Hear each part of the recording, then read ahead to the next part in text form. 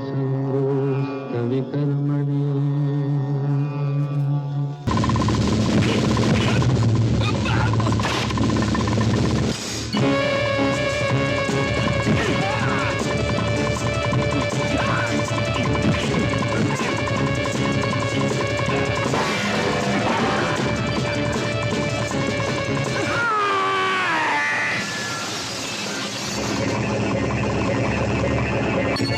Your honour, आज इस अदालत में एक भयानक खूनी मौजूद है जिसने खुलेआम बड़ी बेरहमी के साथ मनसाराम का खून किया और रंगे हाथों पकड़ा गया। खून से भीगे हुए छुरे पर उसकी उंगलियों के निशान थे। चश्मदीद गवाहों का भी यही बयान है कि खून इसी ने किया है। योर ऑनर, इसे अपने किए पर कोई पछतावा नहीं, ना अभी तक कोई सफाई पेश कर सका है, इसलिए एक तरह से इकबाल जुर्म कर रहा है। योर ऑनर, ऐसे खूनी देश के लिए खतरा हैं, इंसानियत के लिए खतरा हैं। अगर फांसी से भी बड़ी कोई सजा है तो वो इन्हें मिलनी चाहिए, वरना शरीफ लोगों का रास्ता चलना मुश्किल हो जाएगा, जीना मुश्किल हो जाएगा। क्या तुमने मनसाराम का खून किया है और इकबाल जुर्म करते हो? मैंने मनसाराम का खून जरूर किया है, लेकिन कोई जुर्म नहीं किया। मैं बेगुनाह हूं। खून किया है फिर भी बेगुनाह हो? ये कैसे? इससे पहले मैं सैकड़ों बल्कि हजारों खून कर चुका हूं जज साहब, लेकिन इस कटहरे में कभी नहीं लाया गया।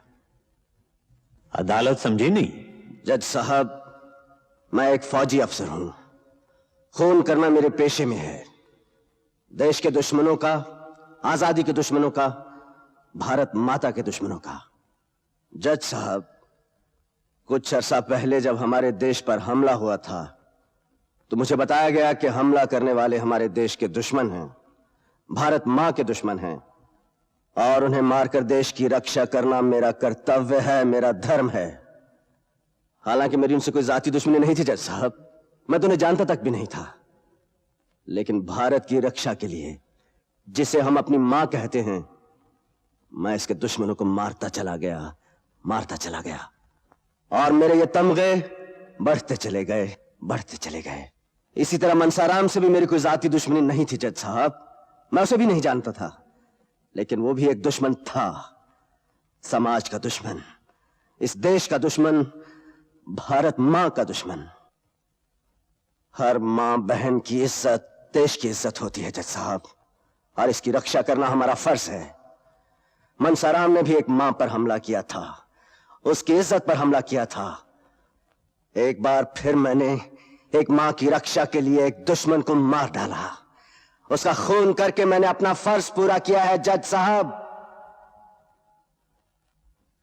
आज देखना यह है कि आपका इंसाफ मुझे क्या इनाम देता है, यहां लगाने के लिए एक और तमगा या गले में डालने के लिए फांसी का फंदा।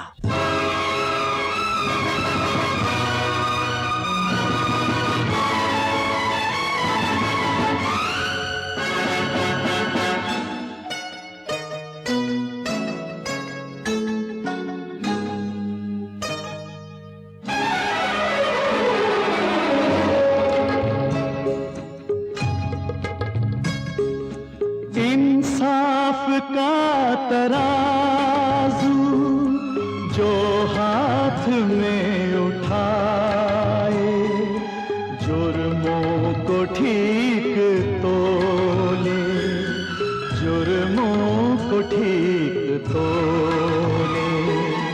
ऐसा न हो कि कल का इतिहासकार बोले, मुजरिम से भी ज्यादा मुंसिफ ने जुल्म ढाया, की पेश उसके आगे गम की गवाहियां भी रखी नजर के आगे, दिल की तबाहियां भी उसको यकीन न आया, इंसाफ कर न पाया। बदकार मुजरिमों के नापाक हौसलों को कुछ और भी बढ़ाया। का तराजू जो हाथ में उठाए, ये बात याद रखे, ये बात याद रखे।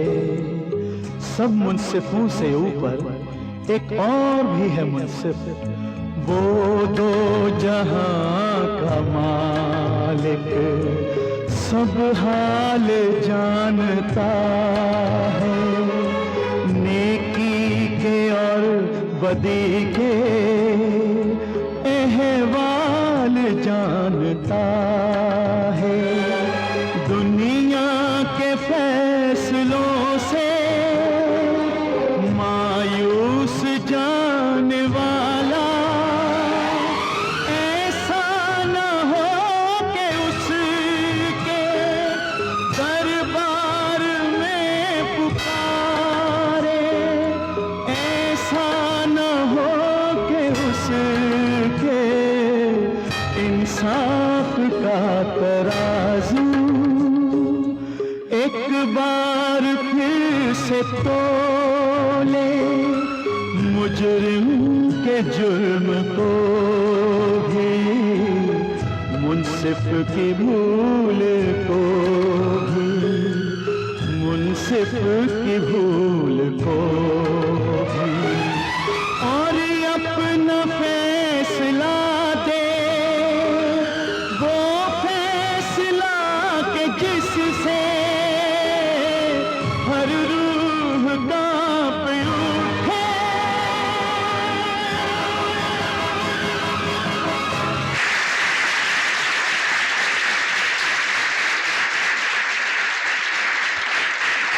Thank you, thank you, thank you ladies and gentleman, बहुत बहुत शुक्रिया। विमल फैशन सुंदरी के इस अनोखे चुनाव के लिए अशोक शर्मा आप सबका स्वागत करता है। अनोखा इसलिए, फैशन सुंदरी का चुनाव खुद आप करेंगे। जी हां, आप सब जज हैं। इस शो को पेश कर रहे हैं दुनिया के सबसे बड़े कपड़ों के लीडर विमल फैब्रिक्स। आप सबको पेपर्स दे दिए गए हैं जिस पे आपको नंबर देना है। पेपर्स मिल गए हैं ना? सबसे ज्यादा नंबर पाने वाली फैशन सुंदरी विमल फैशन क्वीन चुनी जाएगी। जी हां, फैसला आपके हाथ में है, जनता के हाथ में। तो पेश करता हूं विमल फैब्रिक्स के कुछ खूबसूरत नमूने। और अब आ रही है विमल की सारिका, जो हर सुंदरी की सुंदरता में 4 चांद लगा देती है। इनको देखकर हम खामोश रह गए। अब आप ही बताइए, क्या नाम दें इन्हें? विमल की विमला।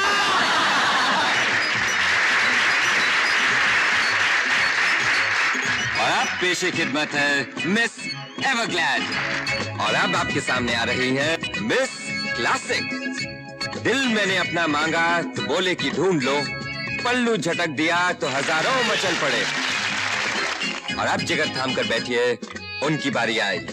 जी हाँ, विमल लग्जुरा की सुंदरता को सजाए एक ऐसी सुंदरी आपके सामने आ रही है जिसे आपने सपने में भी नहीं देखा होगा। वो है रूप की रानी, सबसे सुंदर मॉडल गर्ल। किसी ने किसी की जान चाहते ना देखी, वो देखो मेरी जान चली जा रही है। Come on, ladies and gentlemen, give her a big hand. Come on.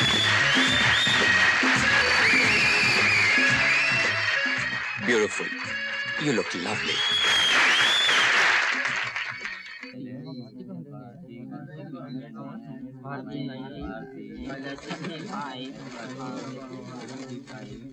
नंबरों की गिनती हो रही है। देखना यह है, जब जनता जज बनती है तो क्या फैसला देती है।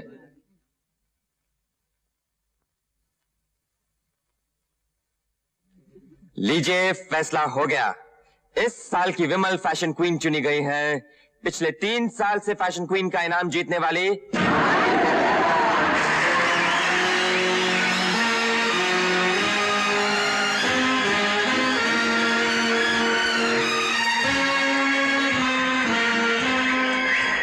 आप में से एक सज्जन ने मिस भारती को 100 में से 200 नंबर दिए हैं।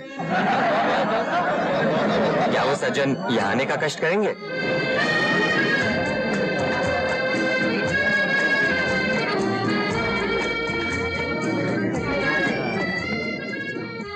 आपका नाम? रमेश गुप्ता। ओह,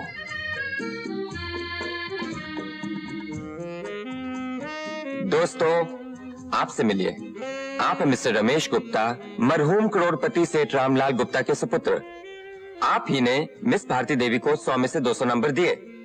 इनके नंबर माने तो नहीं गए, लेकिन आप सबकी तरफ से मिस्टर रमेश गुप्ता फैशन सुंदरी मिस भारती देवी को ताज पहनाएंगे।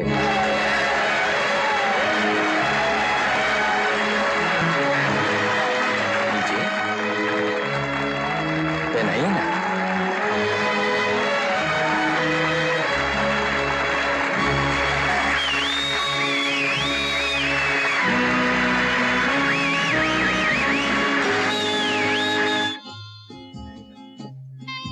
उल्फत की नई मंजिल को चले और छोड़ दिया हमें राहों में। कोई सुनता ही नहीं। मोहब्बत चीज ही ऐसी होती है।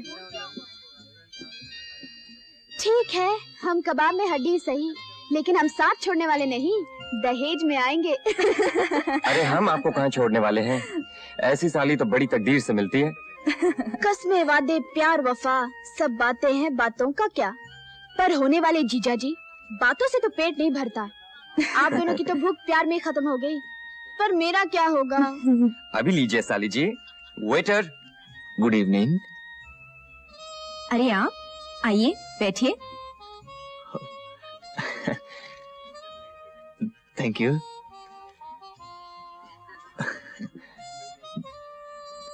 समझ में नहीं आता कैसे आप दोनों का शुक्रिया अदा करूं। मिस्टर अशोक, आपने मुझे बहुत बड़ी इज्जत दी है। सबसे सुंदर नारी को ताज पहनाने की इज्जत। Really I am very thankful to you. बस एक प्रार्थना और है। कहिए। आपके फैशन क्वीन चुने जाने की खुशी में मैं एक पार्टी देना चाहता हूँ, बीच समंदर में अपनी लॉन्च पर, जहाँ एडवर्टाइजिंग की दुनिया के बहुत ही खास लोग आएंगे। उम्मीद करता हूँ आप वहां आकर एक बार फिर मुझे इज्जत बख्शेंगे। क्यों अशोक? ख्याल अच्छा है। पार्टी कब है? पार्टी आपके लिए है, जिस दिन आप चाहेंगे उस दिन हो जाएगी। ठीक है। बहुत बहुत शुक्रिया। Again I am honoured. Thank you miss Bharti. Thank you mister Ashok. You welcome. Thank you little lady. Neeta, मेरी बहन। अच्छा अच्छा, खाकसार को रमेश गुप्ता कहते हैं। Good evening. ये हमारे मेहमान हैं। जी, इसकी क्या मेरी जरूरत है? खुशी के लिए। Thank you. लेकिन लो।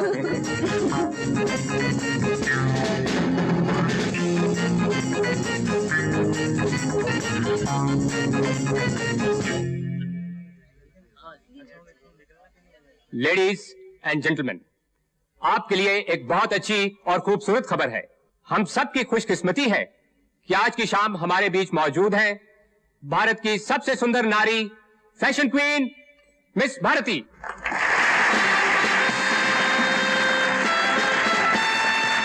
Thank you, thank you, thank you. कहाँ फंस गए हैं? सब इधर ही देख रहे हैं, खाने भी नहीं देंगे। चलो घर चलें। ठीक है, वहां कोई नहीं देखेगा। Let's go. Come on. जीजा जी दीदी को देखे, दीदी जीजा जी को, मैं भूखी प्यासी बैठी हूँ, ये नहीं होश किसी को। साली? साली नहीं, sister in law, sister in law है जो यही प्यार का ट्रेलर का पिक्चर ना जाने क्या होगी, है जो यही प्यार का ट्रेलर का पिक्चर ना जाने क्या होगी। ओ हीरो जी, हीरोइन जी, अब और रिहर्सल जाने दो, है जो यही प्यार का ट्रेलर का पिक्चर ना जाने क्या होगी।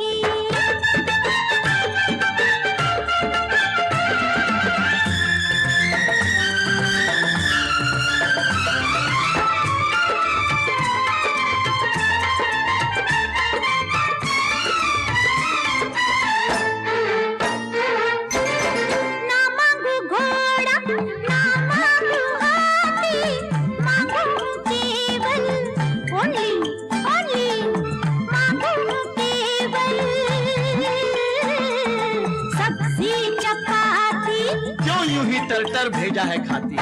भेजा ही तुम दोनों का नहीं है, वरना कभी की मैं खा भी जाती। तू बाज नहीं आती, क्या बाज आओ, तुम खुद ही सोचो, फाकी सी मेरी है जान जाती। मुझको बचा लो शादी के दिन तक, घट जाएगा वरना आज एक बाराती। चावल भी धरे हैं, कद्दू भी है काटा, क्यों सर पे चढ़े हैं जामू दिल माता। अच्छा जी है जो यही, है जो यही प्यार का ट्रेलर, तो पिक्चर ना जाने क्या होगी। है जो यही प्यार का ट्रेलर, तो पिक्चर ना जाने क्या होगी।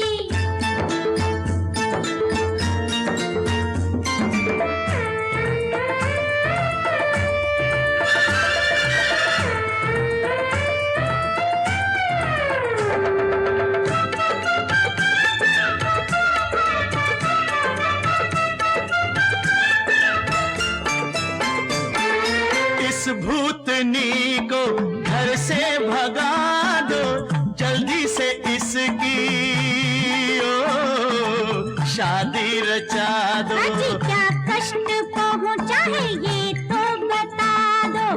What is the trouble, sir? मैं किसको देखूं, तुम जीजा जी हो, अपने साथ बेटे इसको भिला दो। अरे हस्बैंड जानती है, पति पति। पता है अरे पता नहीं, पति पति। इस जैसा बुद्धू मैं तो ना लूंगी, चाहे गले में मुझको गिरा दो। गाली देती है साली। साली दे सकती है गाली। लड़का तो है देखा, अच्छा? लंगड़ाता है थोड़ा, और बात करे तो हक हक हक लाता है थोड़ा। सिस्टर जी, ओ मिस्टर जी, ये मारो मारी जाने दो है जो यही, है जो यही प्यार का ट्रेलर, तो पिक्चर ना जाने क्या होगी। है जो यही प्यार का ट्रेलर, तो पिक्चर ना जाने क्या होगी।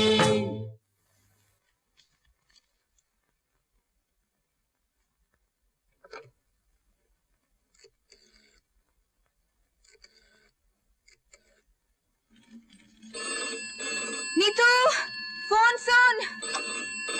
दीदी मैं बाथरूम में हूँ, मैं यहाँ से हट नहीं सकती, मैं एक्सरसाइज कर रही हूँ। तू ही बाहर आकर ले ले। चैन से नहा भी नहीं सकती। कौन? रमेश गुप्ता। मिस्टर रमेश गुप्ता? जी। एक सेकंड। दीदी मिस्टर रमेश गुप्ता का फोन है, फोन यहीं दे दे। अच्छा thanks. Morning mister Gupta. Good morning. कैसी हैं आप? ठीक हूँ। क्या कर रही हैं? जी शूटिंग पर जाने की तैयारी कर रही थी। शूटिंग? कहाँ? Mud island. अच्छा अच्छा अच्छा, अगर आपकी इजाजत हो तो मैं शूटिंग पर आ जाऊं? वहीं आ जाइए। शुक्रिया। पार्टी की तारीख वहीं तय कर लेंगे। Right, thanks, bye bye.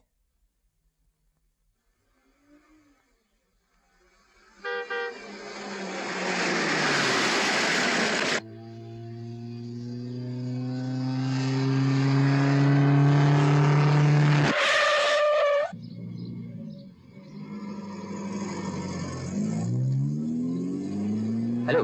Hello, कहाँ जा रही हैं आप? स्कूल। आइए ना, मैं छोड़ देता हूँ। नहीं, आपको बेकार में तकलीफ होगी। अजी तकलीफ किस बात की? खुशी को आप तकलीफ कहती हैं? Please come. जी थैंक यू।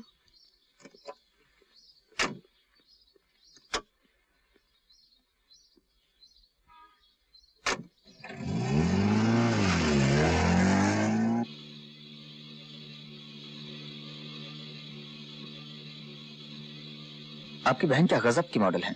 होना ही था, आखिर ट्रेनिंग किसकी है? जी आपको नहीं मालूम?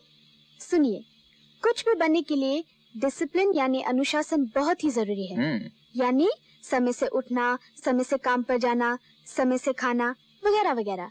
और ये अनुशासन मैं रखवाती हूँ। यही है उनकी सुंदरता का राज। आप सही फरमाती हैं। मैं कभी झूठ नहीं बोलती। जी। Very good. By the way, आपकी बहन का बर्थडे क्या है? 8 जुलाई। क्यों, आप कोई ज्योतिषी है क्या? नहीं नहीं, मैंने यूं ही पूछ लिया। मेरा स्कूल आ गया। ओके।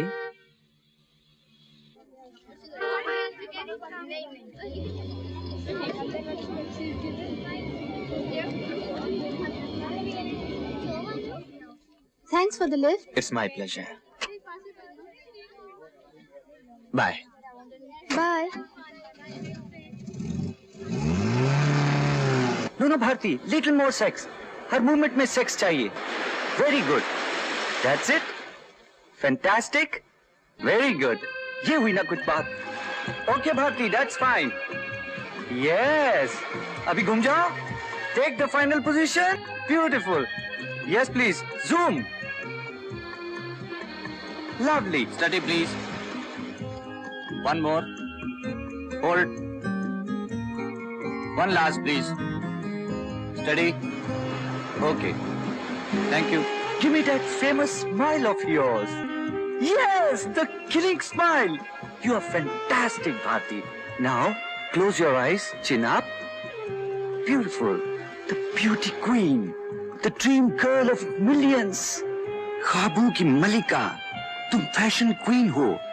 विमल फैब्रिक्स की ब्यूटी क्वीन. विमल फैब्रिक्स कपड़ों के बादशाह और तुम उसकी परी. बिल्कुल परी. Fantastic. Beautiful. Out of this world. Thank you Bharti. Hello. Thank you. Welcome. क्या सुंदर लगती हैं आप. एकदम परी की तरह. कौन सी तारीख तय की है आपने पार्टी के लिए? 7 जुलाई शनिवार को. आपको सूट करता है ना? 7 जुलाई. हाँ, ठीक है. आप किसी को बुलाना चाहेंगी? नहीं, आप किसी को बुला लीजिए. हम सिर्फ 3 हैं. अशोक, नीता और मैं. मैं गाड़ी भेजूं? नहीं, मैं अशोक के साथ आऊंगी. अच्छा, 7 जुलाई शनिवार को रात 9 बजे मैं आपका इंतजार करूंगा. Okay, thank you.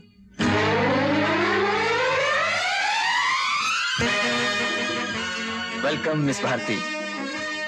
Welcome to the party. Oh, thank you very much. Please कम.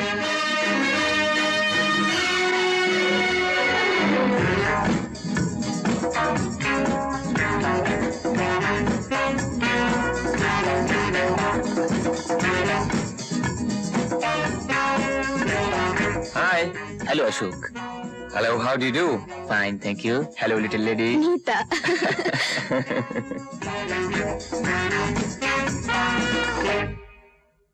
दोस्तों, ये हमारी खुशनसीबी है कि भारत की सबसे सुंदर हसीनतर हस्ती ने हमारी दावत मंजूर की है और यहां हमारे बीच आकर हमारी इज्जत अफजाई की है.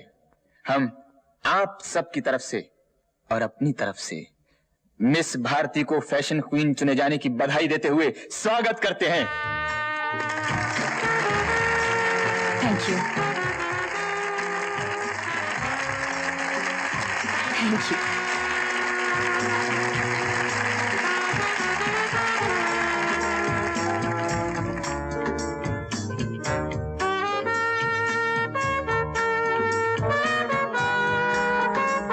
Bharti Devi, may I have a dance with you?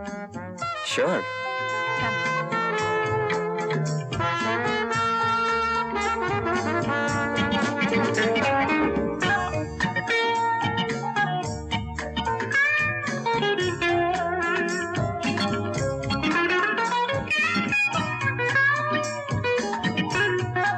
May I have a dance with you, little lady?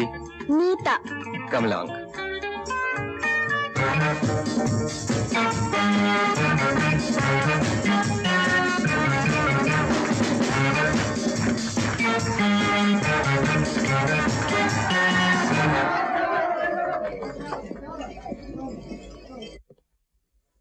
Ladies and gentleman, आज साल का नया दिन नहीं है लेकिन उससे भी बड़ा दिन है.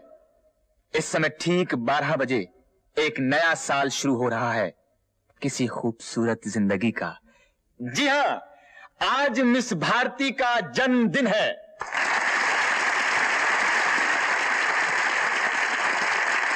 Happy birthday to you. Happy birthday to you. Happy आपने तो कमाल कर दिया। मेरी जन्मदिन का पता कैसे लगा? पता लगाने वाले लगा ही लेते हैं। अपने जन्मदिन पर बहुत बहुत बधाई स्वीकार कीजिए। मैं अभी आई।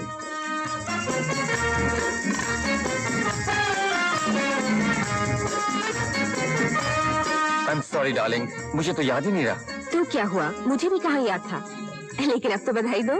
जन्मदिन मुबारक हो। Good luck. हैप्पी बर्थडे दीदी। Thanks darling. आइए mister Ramesh. I am sorry, I am terribly sorry, लेकिन मैं चाहती थी सबसे पहले बधाई अशोक से लो। My pleasure. अपने जन्मदिन पर मेरी छोटी सी भेंट स्वीकार कीजिए।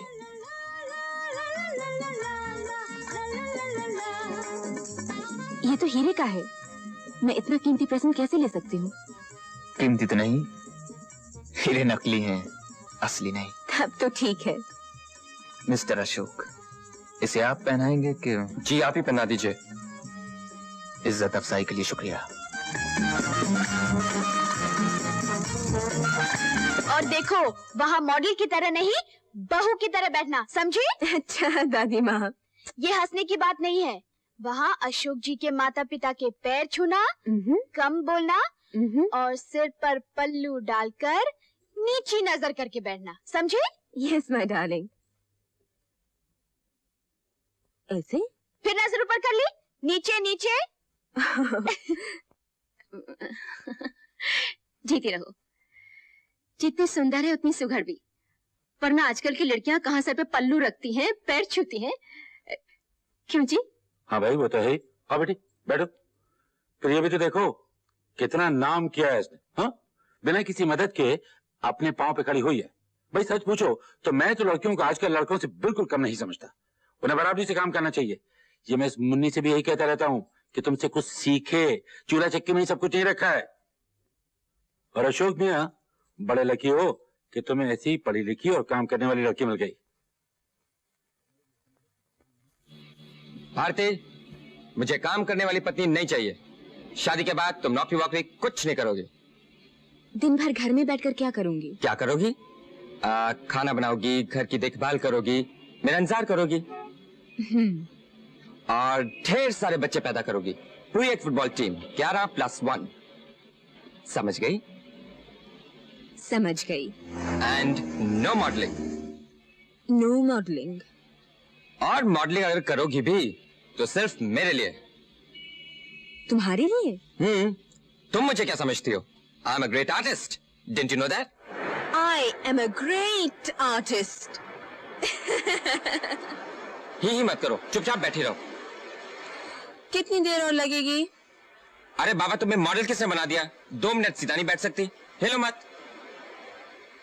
अच्छा बाबा।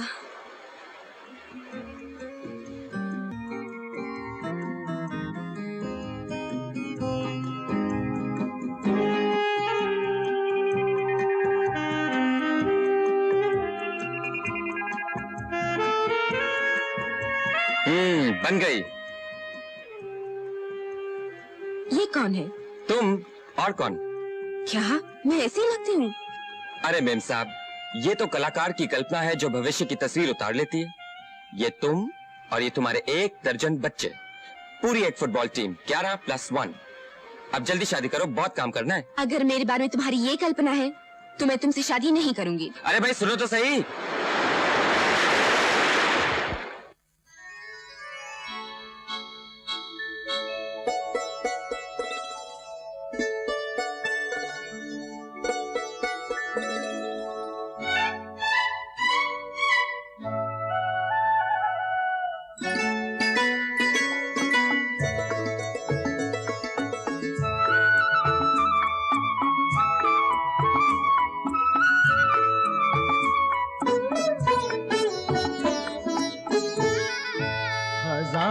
ख्वाब हकीकत का रूप ले लेंगे, 1000 ख्वाब हकीकत का रूप ले लेंगे, मगर ये शर्त है तुम मुस्कुरा के हाँ कह दो। मोहब्बतों में ही दोनों का एक ही मतलब, मोहब्बतों में ही दोनों का एक ही मतलब। अदा से ना कहूँगा, मुस्कुरा के हाँ कह दो। हजार ख्वाब हकीकत का रूप ले लेंगे।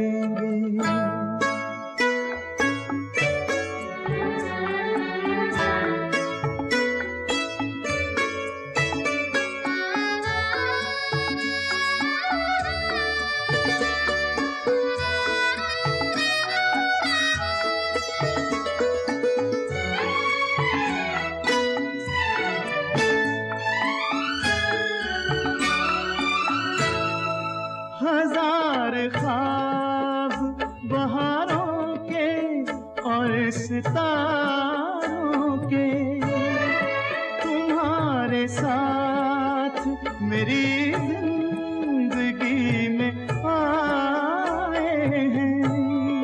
तुम्हारी बाहों के झूले में झूलने के लिए मचल मचल के मेरे अंग गुनगुनाए हैं। ओ ये सारे शौक सारे शौक ये सारे शौक सदाकत का रूप ले लेंगे। मगर ये शर्त है तुम मुस्कुरा के हाँ कह दो।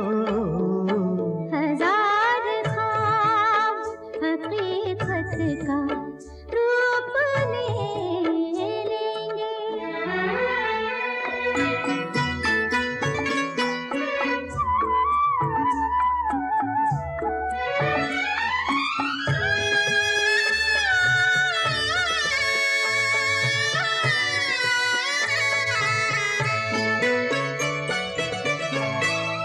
भरेगी मांग तुम्हारी वो दिन भी क्या होगा।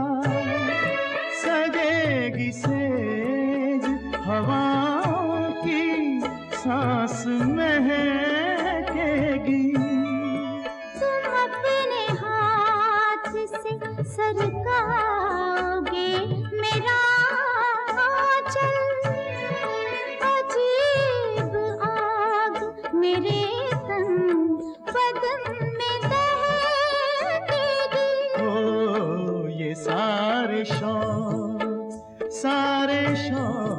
ये सारे शौक सदाकत का रूप ले लेंगे। मगर ये शर्त है तुम मुस्कुरा के हाँ कह दो। हजार ख्वाब हकीकत का रूप ले लेंगे।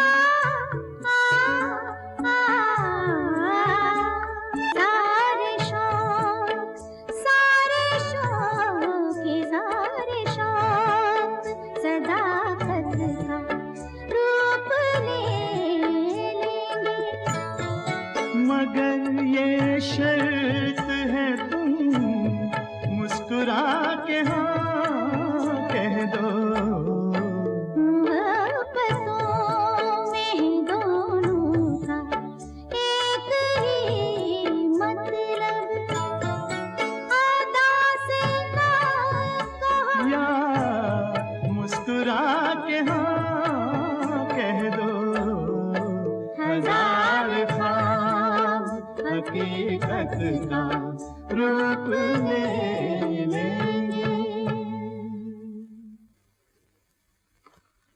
Morning darling. गुड मॉर्निंग दीदी।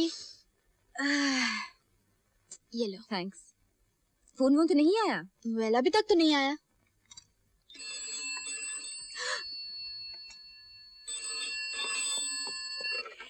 हाय अशोक। जी मैं अशोक नहीं, रमेश बोल रहा हूँ। कौन? रमेश गुप्ता। आप मेरी पार्टी में बोर तो नहीं हुई ना? हो हाँ जी, आपकी पार्टी बहुत अच्छी थी, thank you. It's my pleasure. अच्छा सुनिए, पार्टी के फोटोग्राफ्स आ गए। इतनी जल्दी? बंदे का हर काम तो ऐसे ही होता है। आप ये फोटो देखना चाहेंगी? कब ला सकते हैं आप? आप कहें तो अभी हाजिर हो जाऊं? 9:30 बजे तक। ठीक है, 9:30 बजे बंदा हाजिर हो जाएगा। बाय।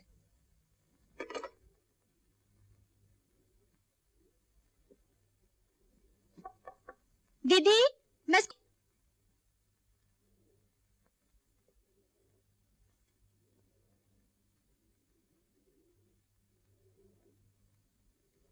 अरे आप? जी हाँ, आपकी दीदी ने याद फरमाया, हम हाजिर हो गए। आइए, अंदर आइए। Thank you. तशरीफ रखिए।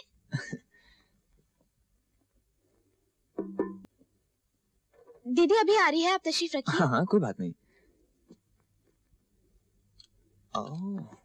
लवली। आप कुछ पियेंगे? No thanks. मुझे स्कूल जाना है, please don't mind. Not at all, काम पहले। Thank you.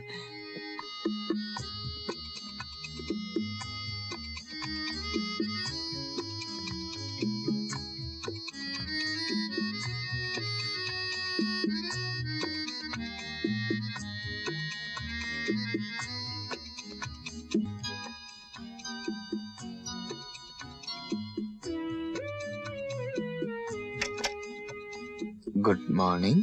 Oh thank you mister Gupta, I am sorry देर हो गई। नहीं नहीं कोई बात नहीं, इस समय तो आप बिल्कुल कमल के फूल की तरह खिल रही हैं। वही जो कीचड़ में खिलता है। नहीं नहीं फोटो कैसे आए? अच्छा है, आप खुद ही देख लीजिए ना।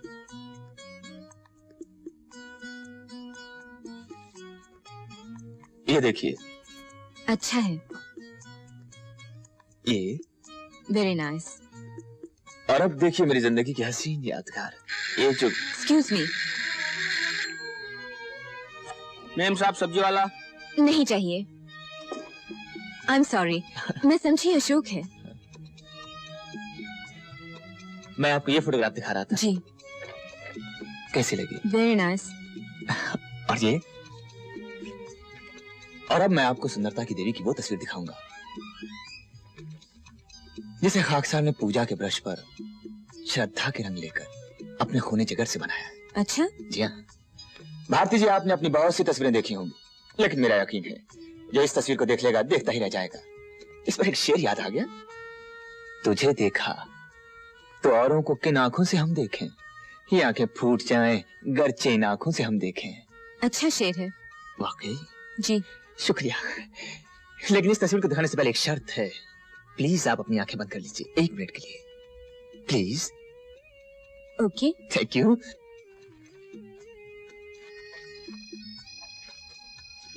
अब आंखें खोलूं? प्लीज 1 सेकंड और।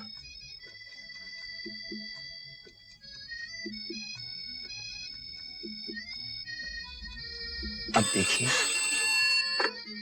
हाय अशोक, कब से तुम्हारे फोन का इंतजार कर रही हूँ और तुम्हें अब टाइम मिला फोन करने का।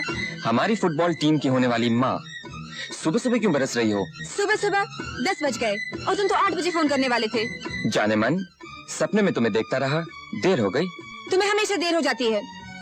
अब पत्नी की तरह डांटना बंद करो और मेरी एक बात सुनो। सुनाइए। कुछ सुनाओ तो सुनूं। एक बहुत अच्छी खबर है। क्या अच्छी है? मैंने कहा एक बहुत अच्छी खबर है, सुनोगी तो गार्डन गार्डन हो जाओगी। कुछ सुनाई नहीं दे रहा, ठहरो।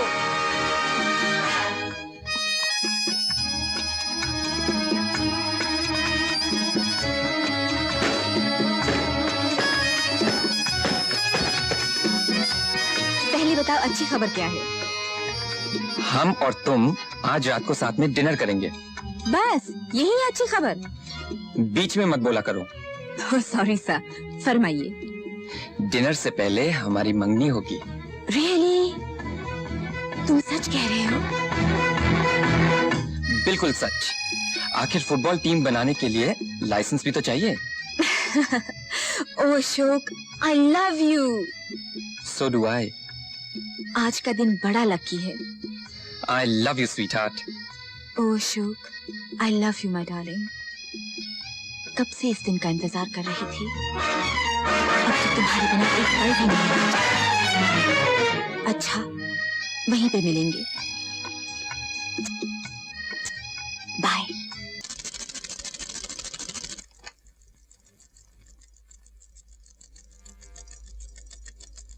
अरे दीदी अभी तक गई नहीं। दीदी, दीदी।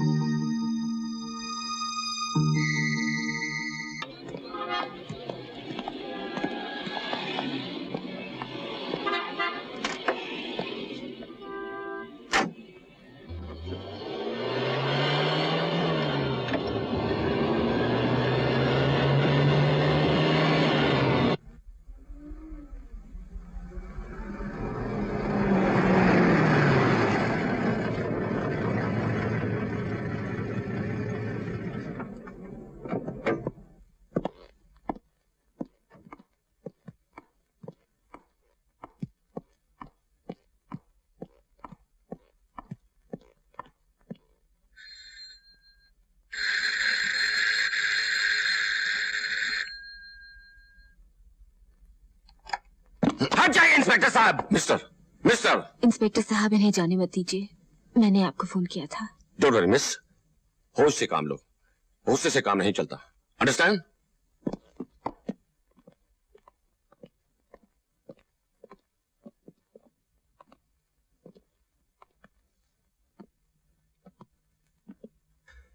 My God.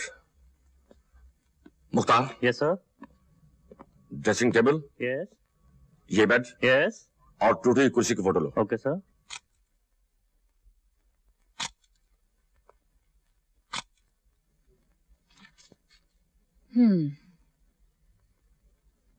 उसे सजा होगी।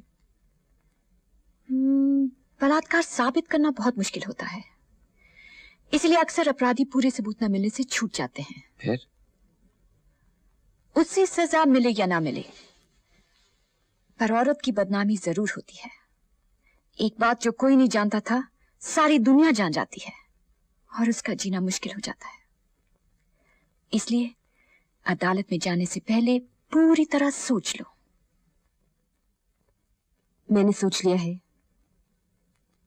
अब न मुझे दुनिया की परवाह है, न बदनामी का डर। तुम शायद नहीं जानती कि एक औरत के लिए बलात्कार का मुकदमा बलात्कार से कम नहीं होता। वकीलों के सवाल जवाब इतने नंगे, घिनौने और जलील करने वाले होते हैं कि शरीफ औरतें अदालत में जाने के नाम से डरती हैं। तो आपके ख्याल में हमें चुप रह जाना चाहिए? एक वकील के नाते तो मेरी यही राय है, पर एक औरत के नाते हमें इस बढ़ते जुल्म से लड़ना ही पड़ेगा। एक ना एक दिन इस डर का सामना करना ही पड़ेगा।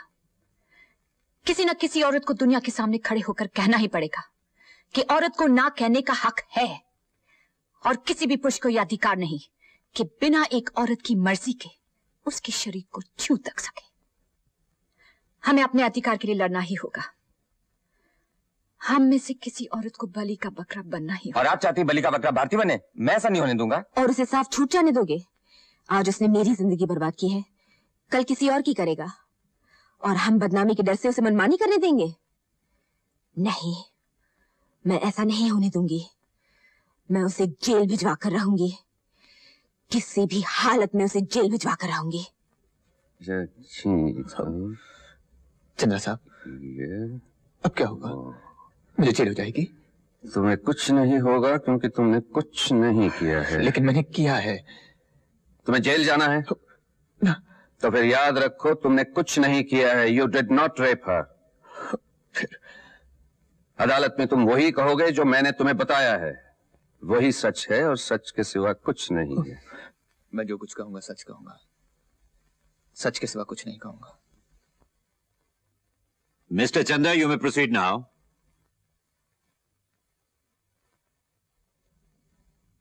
Mister Chandra? Yes your honour.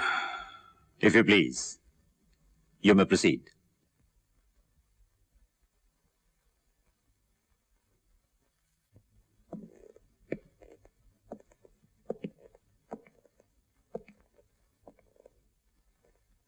आप पहली बार भारती देवी को कब मिले थे? जिस दिन वो फैशन क्वीन चुनी गई थी। हाँ। और मैंने इन्हें ताज पहनाया था। अच्छा, ये फोटो तभी की है? जी हाँ। दूसरी मुलाकात कब हुई थी? इनकी शूटिंग पर। शूटिंग पर।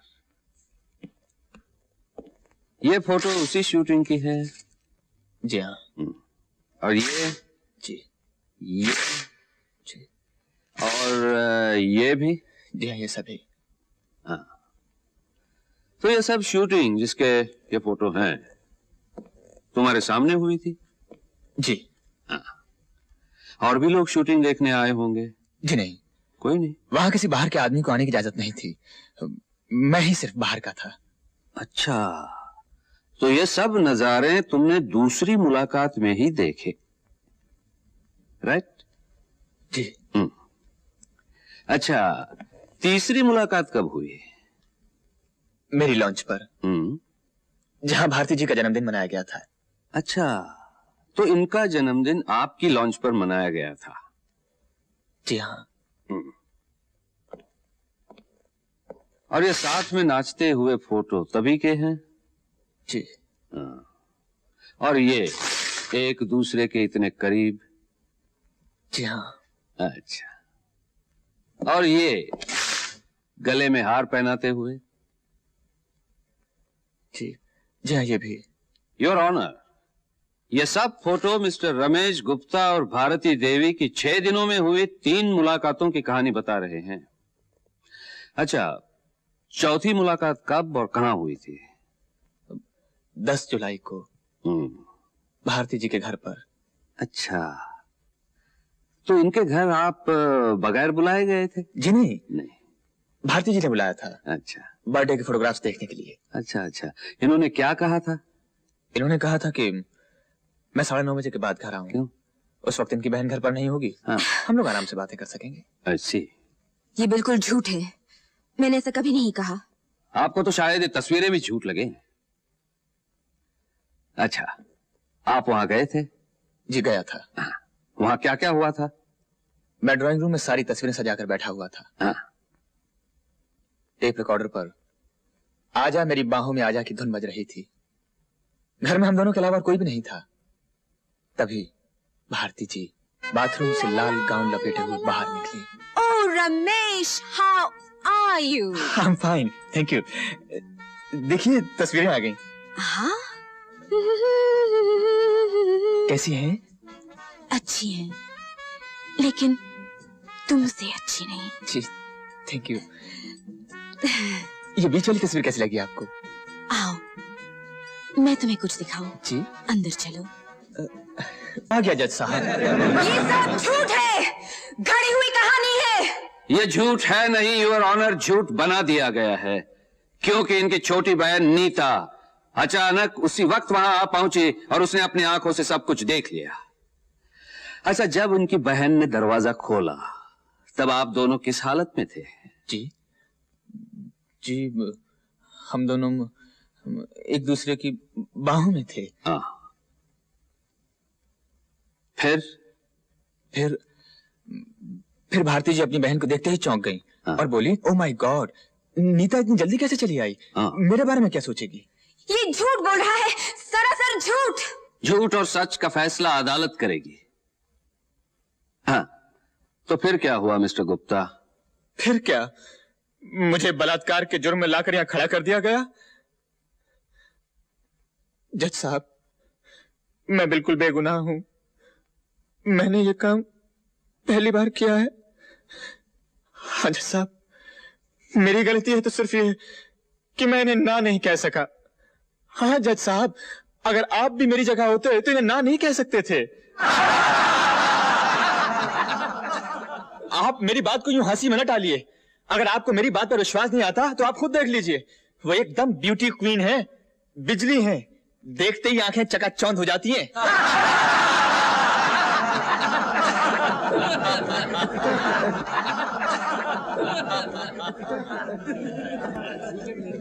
योर ऑनर, एक ब्यूटी क्वीन किसी को अपने घर बुलाकर उसके सामने सारे कपड़े उतार खुद को पेश करे तो विश्वामित्र की तपस्या भी टूट जाती है। यह तो एक सीधा साधा इंसान है। वैसे इसमें भारती देवी की भी कोई गलती नहीं है।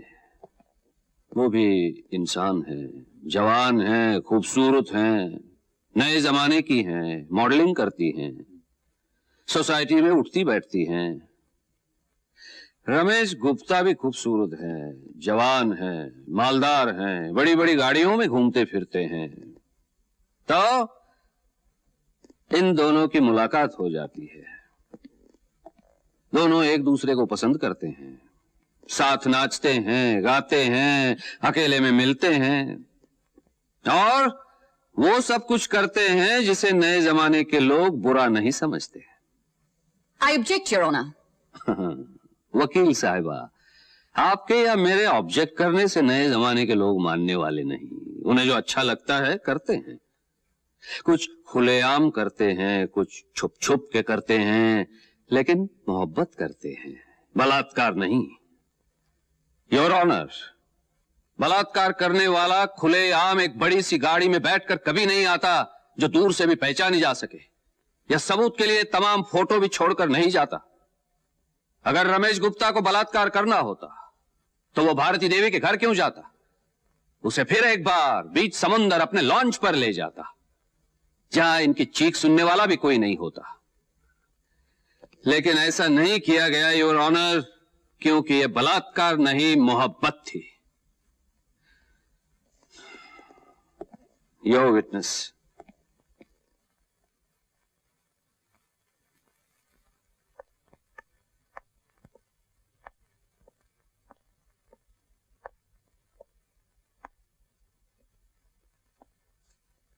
आप जानते हैं मोहब्बत क्या होती है? जी हाँ। क्या होती है? अब मोहब्बत होती है, प्यार, लव। तो 10 जुलाई को आप वहां मोहब्बत करने गए थे। I object, Your Honor. She is attributing motives. You object? Okay. Mister Ramesh Gupta, आप वहां मोहब्बत करने नहीं तो क्या बलात्कार करने गए थे? Objection overruled. Thank you your honour. 10 जुलाई से पहले आप कभी भारती देवी के घर गए थे? नहीं। और कहीं अकेले मिले थे? नहीं। इसका ये मतलब है कि 10 जुलाई को पहली बार आपने भारती देवी को अकेले पाया।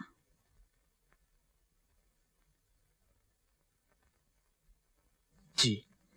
आपने भारती देवी को पहली बार कहां देखा था? फैशन क्वीन कॉन्टेस्ट में। कैसी लगी? बहुत खूबसूरत। और आपके दिल में बेईमानी आ गई? I object, Your Honor. बेईमानी आ गई थी योर ऑनर, इसलिए 100 में से 200 नंबर दिए गए थे। 100 में से 200 नंबर दिए कि नहीं? जवाब दीजिए। दिए। ओवररूल्ड।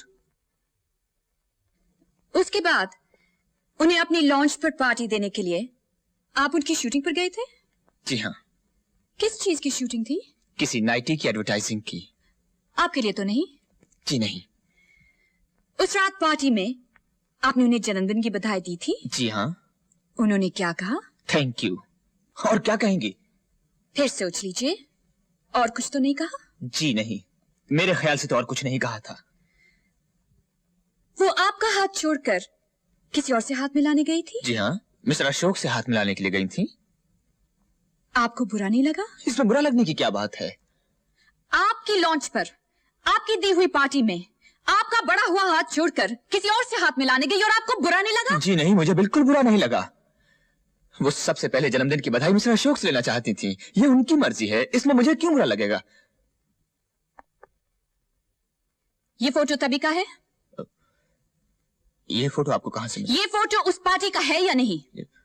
है। इसमें तो साफ नजर आता है कि आप गुस्से से जल रहे हैं और आप कहते कि आपको बुरा नहीं लगा। मैं वो तस्वीर देखना चाहूंगा your honour. Your honour, party में ली हुई इस तस्वीर का इस मुकदमे से कोई ताल्लुक नहीं, कोई मतलब नहीं। पार्टी में ली इस तस्वीर का अगर इस मुकदमे से कोई मतलब नहीं, तो पार्टी में ली इन तमाम तस्वीरों का क्या मतलब था? इन तस्वीरों को दिखाकर वकील साहब ये साबित करना चाहते हैं कि भारती देवी रमेश गुप्ता से मोहब्बत करती थी, जबकि सच ये है कि दौलत की चमक दमक दिखाकर रमेश गुप्ता भारती देवी को फंसाने की कोशिश कर रहे थे, और जब वो कामयाब नहीं हुए तो उन्होंने बदला लेने का फैसला कर लिया। बदला और भारती जी से? ये कैसे हो सकता है? हो सकता नहीं, हुआ है। ये छुरा पहचानते हैं आप? छुरा? जी हाँ, ये छुरा। 10 जुलाई को आपने इस छुरी से क्या किया था? मैंने क्या किया था? मेरी कुछ समझ में नहीं आ रहा। अभी समझ में आ जाएगा। मिस्टर रमेश गुप्ता, आप अपने दाहिने हाथ से काम करते हैं या बाएं हाथ से? दाहिने हाथ से। लेकिन फिंगरप्रिंट्स एक्सपर्ट्स की रिपोर्ट में लिखा है कि इस छुरी पर आपके बाएं हाथ की उंगलियों के निशान पाए गए थे। छुरा दिखाकर उसे डराया होगा, धमकाया होगा। I object your honour. Your honour, ये जान लेना बहुत जरूरी है कि छुरी का इस्तेमाल किस लिए किया था। प्रोसीड। आपने छुरी का इस्तेमाल किस लिए किया था? इनके बंधन काटने के लिए। जब बांधे थे तो काटे क्यों? मुझसे कहा था बांध दो, बांध दिए। मुझसे कहा था काट दो, काट दिए। लेकिन उसके लिए छुरा बाएं हाथ में लेने की क्या जरूरत थी? आप तो दाहिने हाथ से काम करते हैं। जज साहब, मुझे कुछ याद नहीं आ रहा। टेप रिकॉर्डर पर भी आपकी उंगलियों के निशान हैं। उसकी आवाज तेज की थी या कम? कम। Very good. क्यों? आप उधर क्या देख रहे हैं? नहीं, तेज की थी। मिस्टर रमेश गुप्ता, एक ब्यूटी क्वीन सारे कपड़े उतार कर आपके सामने खड़ी थी और आप टेप रिकॉर्डर की आवाज तेज करने गए थे। क्यों? मुझे कुछ याद नहीं। अब आपको कुछ याद नहीं आ रहा है। चलिए मैं आपको याद दिलाती हूँ। आपने टेप रिकॉर्डर की आवाज इसीलिए तेज की थी कि कोई उनकी चीख पुकार ना सुन सके, नहीं, जिससे उनकी आवाज सुनकर कोई मदद को ना आ सके। नहीं, ऐसा नहीं है। याद कीजिए, आपने छुरा बाएं हाथ में इसीलिए लिया था कि दाहिने हाथ से आप उनके कपड़े फाड़ रहे थे। नहीं। याद कीजिए, आपने छुरा बाएं हाथ में इसलिए लिया था कि दाहिने हाथ से आप उनके मुंह में कपड़ा ठूस सके, उनके हाथ पैर बांध सके। नहीं, नहीं, नहीं। योर ऑनर, इन बातों का कोई सबूत नहीं कि छुरा दिखाकर मुंह में कपड़ा ठूसा गया, जबरदस्ती इनके हाथ पांव बांधे गए। ये झूठ है, एक कहानी है। जी हाँ, ये एक कहानी है, एक सच्ची कहानी, एक औरत पर किए गए बलात्कार की कहानी है। जो खुशामद और पैसे से ना मिल सका, उसे छीन लेने की कहानी। योर ऑनर, ये कहानी उस दिन शुरू होती है जिस दिन रमेश गुप्ता ने भारती देवी को पहली बार देखा था। उसी दिन उसके दिल में बेईमानी आ गई थी, इसलिए 100 में से 200 नंबर दिए गए, पार्टी दी गई, हीरो का हार दिया गया। मिस्टर रमेश गुप्ता ने सोचा कि भारती देवी भी ऊंची सोसाइटी की उन लड़कियों में से है जो पार्टी और नेकलेस के जाल में फंस जाएगी। लेकिन उनकी बात नहीं बनी और जन्मदिन की पार्टी पे उन्हें पूरा यकीन हो गया था कि भारती देवी सिर्फ मिस्टर अशोक शर्मा से मोहब्बत करती है और वहां उनका कोई चांस नहीं। तभी से वो भारती देवी से अकेले मिलने का मौका ढूंढ रहे थे। मिस्टर रमेश गुप्ता को अच्छी तरह मालूम था कि भारती देवी उनकी लॉन्च पर कभी भी अकेली नहीं जाएगी और मौका उनके घर पर ही मिल सकता है। इसीलिए फोटो दिखाने के बहाने वो उनके घर पहुंच गए। अकेला पाते ही टेप रिकॉर्डर की आवाज तेज कर, हाथ में छुरा लेकर उन पर झपट पड़े, हाथ पैर बांधकर उनका सब कुछ लूट लिया, उन्हें बर्बाद कर दिया, मिटा दिया। मिस्टर रमेश गुप्ता, एक रोज जिस औरत ने तमाम लोगों के सामने आपको ताज पहनाने की इज्जत दी, अकेला पाते ही आपने उसी की इज्जत लूट ली। वाह, क्या बेमिसाल मोहब्बत है आपकी, जो हाथ में छुरा लेकर की जाती है। Your honour. वकील साहब, हाथ में छुरा लेकर मोहब्बत नहीं की जाती, बलात्कार किया जाता है, जो मिस्टर रमेश गुप्ता ने किया है। इसके लिए इन्हें ऐसी सजा मिलनी चाहिए कि फिर कभी कोई आदमी किसी अबला की इज्जत लूटने की हिम्मत ना कर सके। That's all, Your Honor.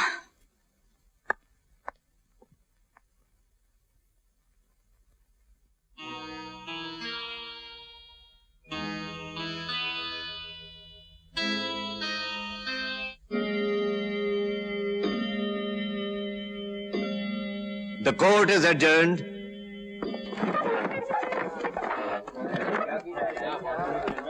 Bharti जी, आप ऐसे क्यों चुप खड़ी हैं?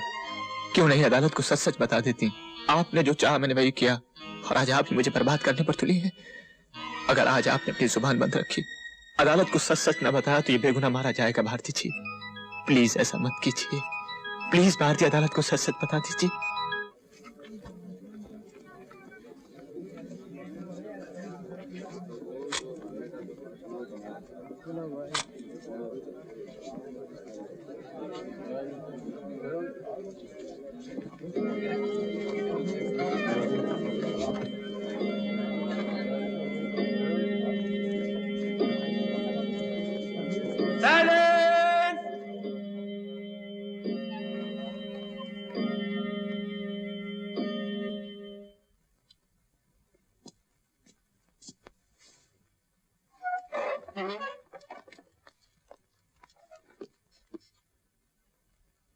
Yes mister Chandra. हाँ, तो भारती देवी, आपने टाइपिंग शॉर्टहैंड का एक डिप्लोमा किया है? जी हाँ। आपको एक बड़ी कंपनी में सेक्रेटरी की नौकरी मिल रही थी, क्यों नहीं की? क्योंकि मॉडलिंग में मुझे ज्यादा पैसे मिलते हैं। आपको ऐसा नहीं लगता है कि सेक्रेटरी की नौकरी करना ज्यादा इज्जतदार है? वकील साहब, आप भी किसी कॉलेज में कानून के प्रोफेसर हो सकते थे। क्या जो काम आप कर रहे हैं ज्यादा इज्जतदार है? मिस भारती, इस कटहरे में जवाब देने के लिए आप खड़ी हैं, मैं नहीं। वकील साहब, मेरा सवाल ही आपके सवाल का जवाब था। अच्छा, 7 जुलाई को मिस्टर रमेश गुप्ता की पार्टी में आप गई थी? वो पार्टी मेरे लिए ही दी गई थी। अच्छा, तो उस पार्टी में ये सब फोटो आपने खिंचवाए थे? ये फोटो खींचे गए थे, खिंचवाए नहीं गए।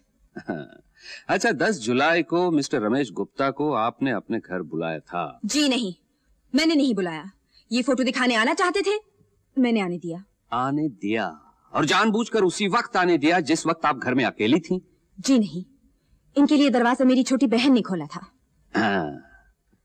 और ये जानते हुए भी कि mister Ramesh Gupta drawing room में बैठे हैं, आप बाथरूम से सिर्फ गाउन पहन के बाहर आई?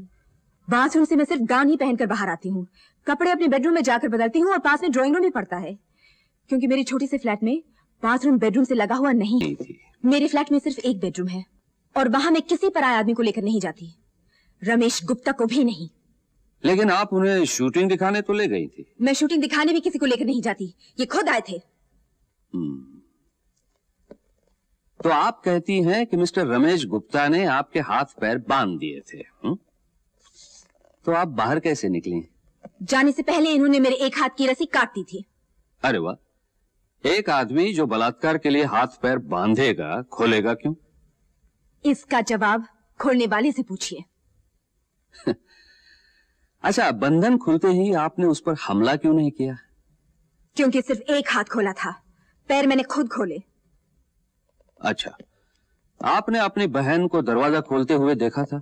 जी। तो फिर रक्षा के लिए चिल्लाई क्यों नहीं? तब रक्षा के लिए बचा ही क्या था?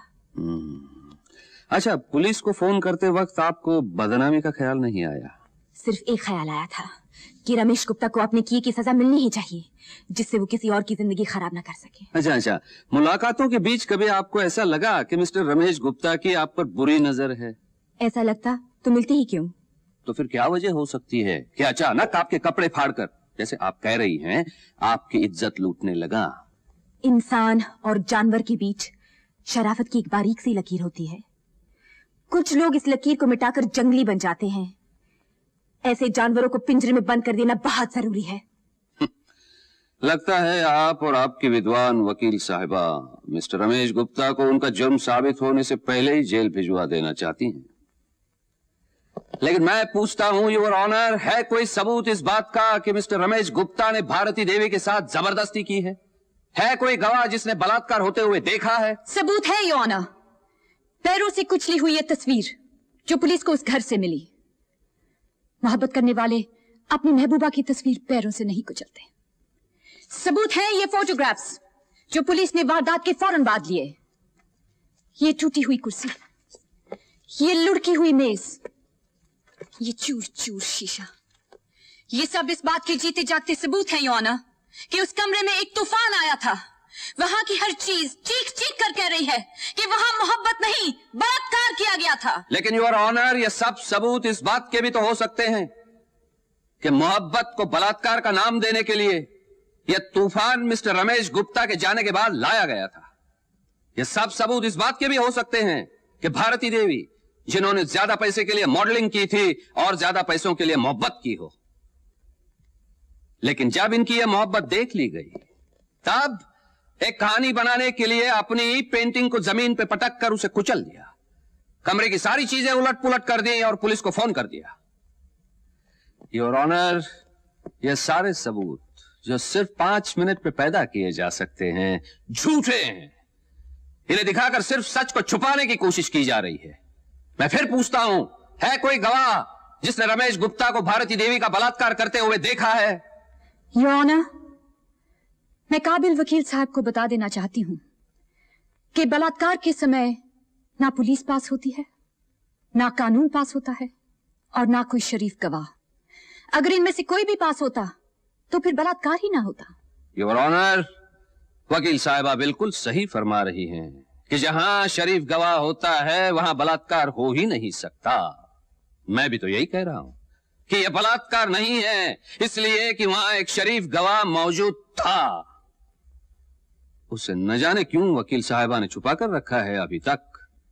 शायद इसलिए कि उसने अपने आंखों से सब कुछ देख लिया है। योर ऑनर, वो चश्मदीद गवाह है भारती देवी की छोटी बहन नीता सक्सेना।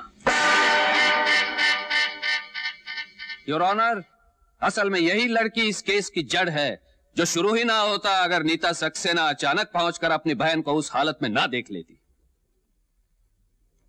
योर ऑनर, एक औरत दूसरों की नजरों में गिरना बर्दाश्त कर सकती है, लेकिन अपनी संतान, अपने भाई बहनों की नजर में नहीं। वहां वो हमेशा देवी बना रहना चाहती है। भारती देवी भी एक औरत है और अपनी छोटी बहन की नजरों में एक आदर्श नारी बने रहने के लिए यह जरूरी था कि मोहब्बत को बलात्कार का नाम दे दिया जाए, और वही उन्होंने किया है। इसलिए योर ऑनर, मैं अदालत से प्रार्थना करूंगा कि नीता सक्सेना को गवाही के लिए बुलाया जाए। नीता सक्सेना को पेश किया जाए।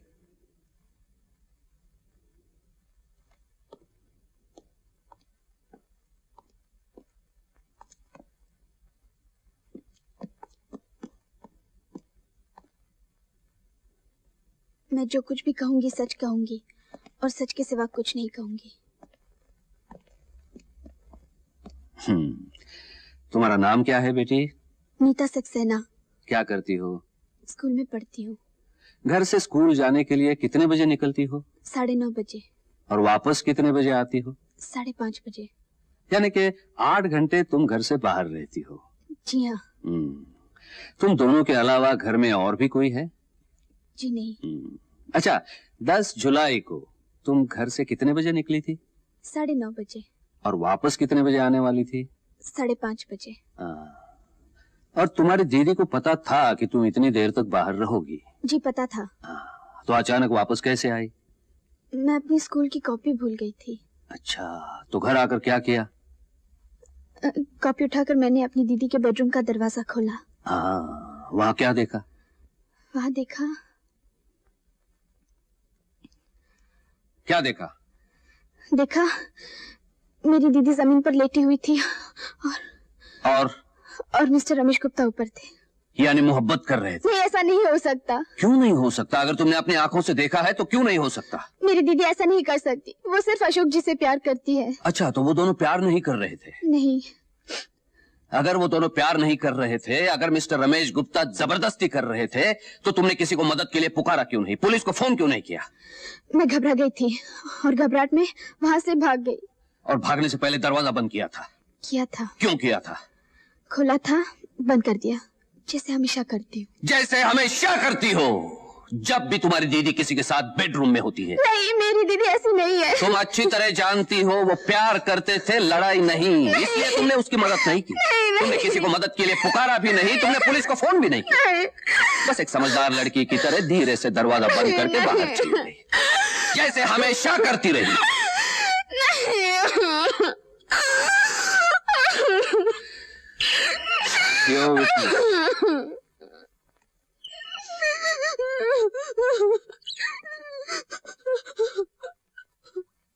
नीता, मैं कुछ सवाल पूछ लूं? 10 जुलाई से पहले कभी तुमने रमेश गुप्ता को अपने घर में देखा? नहीं। पहले कभी किसी और आदमी को बेडरूम में देखा था? कभी नहीं। जब तुमने अचानक बेडरूम का दरवाजा खोला तो भारती देवी ने तुम्हें देखा? मैंने उन्हें देखते हुए नहीं देखा। वापस आने के बाद तुमने क्या किया? दरवाजा खुला था, मैं अंदर आ गई। पुलिस स्टेशन फौरन आइए, यहाँ बलात्कार हुआ है। Bhartiya Saxena, Anand villa, 15th road.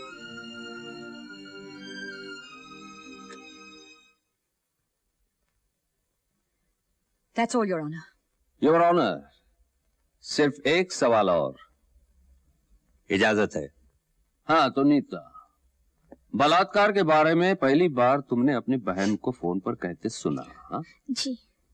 तुम जानती हो ये रेप हो या बलात्कार क्या होता है? किसी से जबरदस्ती मोहब्बत करना। हाँ, तो तुमने मिस्टर रमेश गुप्ता को कोई जबरदस्ती करते हुए देखा? देखा या नहीं? नहीं। लेकिन उनकी दोस्ती और रजामंदी के तमाम सबूत हाजिर हैं। सबूत नंबर 1, इनके साथ पार्टी में खींचे हुए ये फोटोग्राफ्स, ये बाहों में बाहें डाले हुए, ये गले में 15,000 रुपयों का हार पहनाते हुए। वो हार नकली है, हीरे झूठे हैं। हीरे झूठे नहीं है, आप झूठी हैं। योर ऑनर, ये रहा इस हार का बिल जो 15,000 रुपयों से ज्यादा है।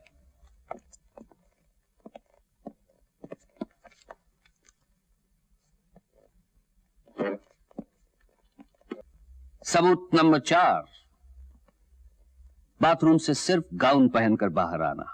अगर उनके इरादे खतरनाक ना होते तो वो पूरे कपड़े पहनकर सामने आती, क्योंकि उन्हें पता था कि उनके छोटे से फ्लैट में बाथरूम और बेडरूम के बीच में ड्राइंग रूम पड़ता है, जहां कोई बैठा उनका इंतजार कर रहा है। सबूत नंबर 5, ये औरत, इसका चाल चलन, इसका पेशा खुद एक सबूत है। आई ऑब्जेक्ट योर ऑनर, इनके पेशे का इस केस से कोई संबंध नहीं। संबंध है योर ऑनर। बलात्कार के केस में औरत के चाल चलन, उसके पेशे का बहुत बड़ा संबंध होता है, जिसे जानना बहुत जरूरी है। Objection overruled. Thank you your honour. Your honour, चंद रुपयों के लिए, एक बारीक सा कपड़ा बेचने के लिए यह औरत खुलेआम भरे बाजार में अपने जिस्म की नुमाइश करती है।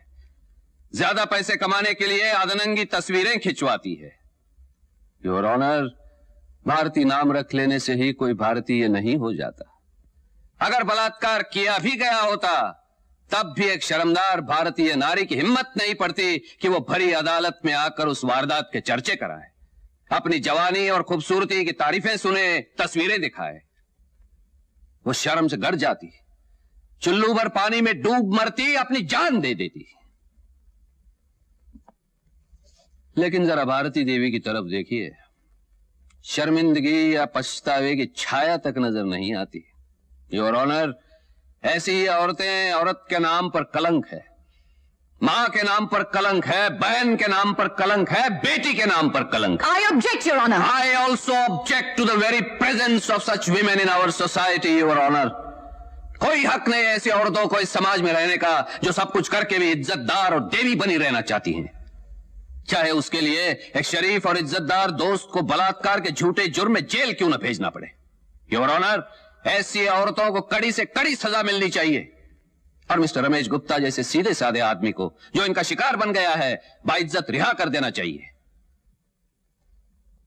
That's all your honour.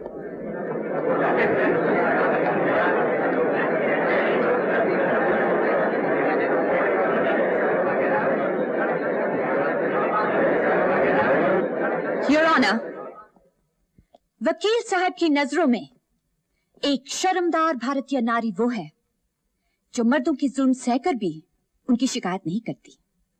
इनकी नजरों में देवी वो है जो अन्याय का फंदा गले में डाल घुट घुट कर मर जाती है पर आंसू नहीं बहाती।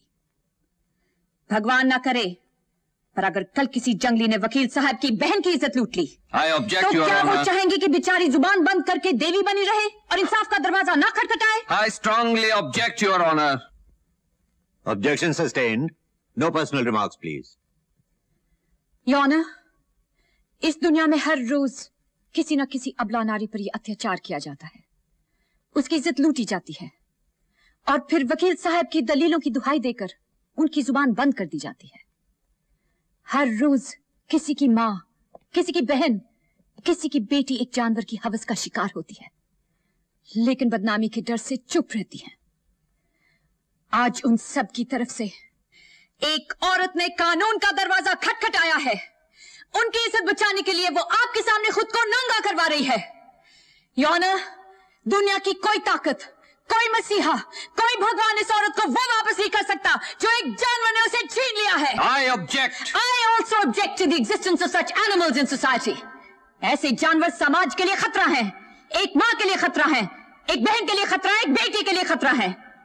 अगर इन्हें सजा नहीं दी गई तो आज वो जो इस अदालत में खड़ा कानून के डर से थर थर कांप रहा है, कल कानून और उसके माहिरों को अपना पहरेदार समझकर शेर की तरह दहाड़ कर जब जिसे चाहेगा उठा ले जाएगा।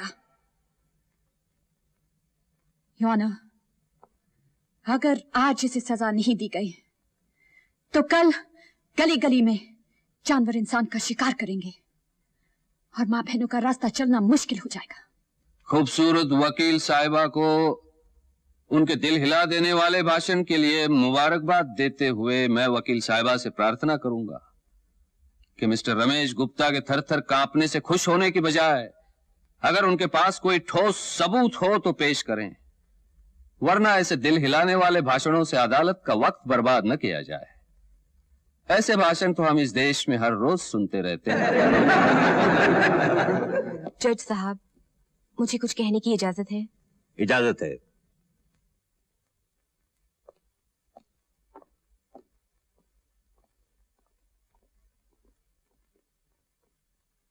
आज मैं आपसे और इस देश के कानून से सिर्फ एक सवाल पूछना चाहती हूँ। अगर किसी सच का कोई सबूत नहीं, कोई गवाह नहीं, तो क्या इसका यह मतलब होगा कि वो सच सच नहीं और आपका न्याय इसे झूठ मानकर सजा देगा? अगर मैं ये साबित नहीं कर सकती कि भगवान है, तो क्या आपका इंसाफ ये फैसला सुना देगा कि भगवान नहीं होता? इंसाफ की बुनियाद भावनाओं पे नहीं, सबूत पे रखी गई है। भगवान का संबंध भावनाओं से है, दिल से है, विश्वास से है। हमारा विश्वास कुछ भी हो, दिल कुछ भी कहता हो, लेकिन अदालत की नजर में हर शख्स बेगुनाह है जब तक उसका जुर्म साबित नहीं हो जाता। इस बात के कई सबूत मिले कि मिस्टर रमेश गुप्ता और भारती देवी एक दूसरे के दोस्त थे, एक दूसरे से मिलते थे, नाचते गाते थे और इन दोनों में शारीरिक संबंध भी हुए। लेकिन इस बात का एक भी सबूत नहीं कि मिस्टर रमेश गुप्ता ने भारती देवी के साथ जबरदस्ती की। इन तमाम बातों को मद्देनजर रखते हुए मैं मिस्टर रमेश गुप्ता को बाइज्जत रिहा करता हूं।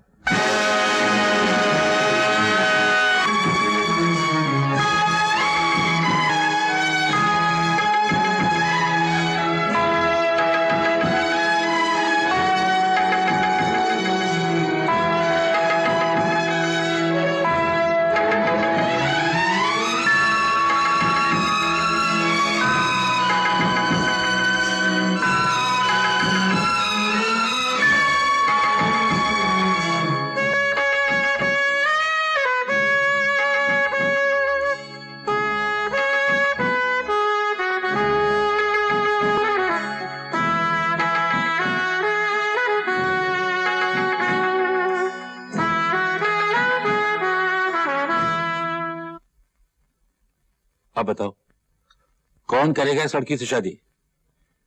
लेकिन इसमें उसका क्या दोष है? ओहो, दोष चाहे हो या ना हो, पर इतनी बदनामी के बाद ये लड़की अब किसी शरीफ खानदान की बहू नहीं बन सकती। आखिर हमें भी समाज में रहना है। हमें मुन्नी का भी तो सोचना है, उससे शादी कौन करेगा? देखो बेटे, पागलपन छोड़ो और दुनियादारी सीखो। इस लड़की को भूल जाओ, अब ये तुम्हारे काबिल नहीं रही। सुंदरता में कलंक लग चुका है। Right? Yes, Trolly. Make it more lively, Bharti. More lively. Put some life into it. Muskurao. Give me that famous smile of yours. That famous smile. No, cut. क्या हो गया तुम्हें? तुम मुस्कुराती क्यों नहीं? मैं मुस्कुराना भूल गई हूँ। अब कभी नहीं मुस्कुरा सकती, कभी नहीं। I can't smile. I can't smile. Model का मतलब क्या होता है जानते हो? पता है उसका काम क्या होता है? हम हजारों रुपए एक अच्छा से अच्छा मॉडल पाने के लिए खर्च करते हैं, इसलिए कि हमारी चीजों को इस्तेमाल करने वाले उस मॉडल जैसा बनना चाहें, वैसा दिखना चाहें। लेकिन इतनी बदनामी के बाद कौन सी औरत भारती बनेगी? हैं? क्या जरूरत है उसे कोर्ट में जाने की? क्या जरूरत है उसे ढिढोरा पीटने की? चुप रहती तो किसी को पता भी नहीं चलता। उसने अपना कैरियर खत्म कर दिया। कितना ब्राइट फ्यूचर था उसका। अब उसे कौन मॉडल लेगा? हैं? बोलो। You are right sir. उसकी अब यहां कोई जरूरत नहीं, छुट्टी करो।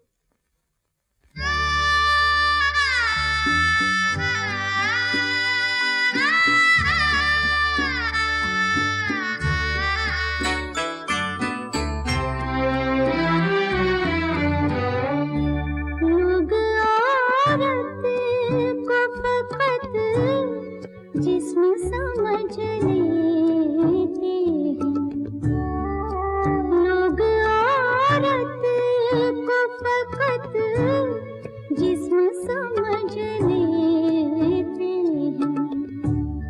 रूह भी होती है उसमें, ये कहाँ सोचते हैं लोग। औरत को फकत जिस्म समझ लेते हैं। कितनी सदियों से ये वहशत का चलन जारी है, कितनी सदियों से है कायम ये गुनाहों का रवां। लोग औरत की हर एक चीख को नगमा समझे, वो कबीलों का ज़माना हो कि शहरों का समाज। लोग औरत को फकत जिस्म समझ लेते हैं। से नस्ल बढ़े, जुल्म से तन मेल करे, ये अमल हम में है बेइल्म परिंदों में नहीं। हम जो इंसानों की तहजीब लिए फिरते हैं, हम सब वहशी कोई जंगल के दरिंदों में नहीं। लोग औरत को फकत जिस्म समझ लेते हैं। एक में ही नहीं क्या जानिए कितनी होंगी, जिनको अब आईना तकने से झिझक आती है, जिनके ख्वाबों में न सहरे हैं न सिंदूर न सेज, राख ही राख है जो ज़हन बेमंडलाती है। लोग औरत को फकत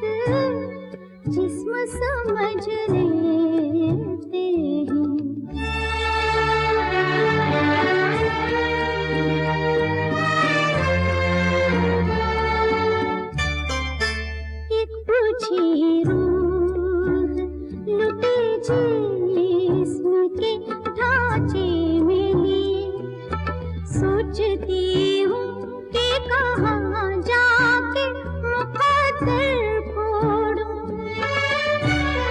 मैं ना जिंदा हूँ कि मरने का सहारा ढूंढूं और ना मुर्दा हूँ कि जीने के गमों से छूटूं।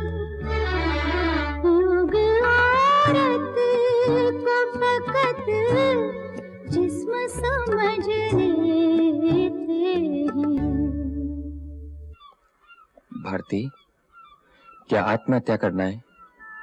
नीता की चिंता ना होती तो कर लेती। यहाँ बैठी थी, डर नहीं लगता? अब किसका डर? चलो, घर चलो। अब मेरे लिए अपना वक्त बर्बाद मत करो। ये तुम क्या कह रही हो? मैं तो तुमसे शादी करना चाहता हूँ। घर वालों से पूछ लिया। उनके मना करने से क्या होता है? शादी तो मुझे करनी है ना? पर मुझे नहीं करनी। क्यों? मेरे लिए नारी के मन की पवित्रता से बढ़कर उसके तन की पवित्रता है। मन का कलंक तो पश्चाताप के 2 आंसुओं से धुल जाता है, पर तन का कलंक गंगा का सारा जल नहीं धो सकता। वो एक बार लग गया सो लग गया। इस कलंक से दूर रहो अशोक। एक बात पूछूं? कुछ भी पूछ लो। अगर एक साफ सुंदर शीशे पर पत्थर गिर पड़े तो उसमें शीशे का क्या दोष है? दोष किसी का भी हो, टूटेगा शीशा ही। टूटे हुए शीशे में मुंह नहीं देखा करते, अशुभ होता है। मैं तुम्हारे लिए अशुभ नहीं होना चाहती अशोक। देख, यही है नीता जिसकी बहन का रेप हुआ था। रेप वेप कुछ नहीं था। ऐसा कैसे? पेपर पर नहीं, साफ तो लिखा था कि इसकी बहन का ड्रामा था। नीता दीदी, मैं स्कूल नहीं जाऊंगी, नहीं मैं इस शहर में रहूंगी। चलो, हम कहीं और जाकर रहेंगे जहां हमें कोई नहीं जानता हो।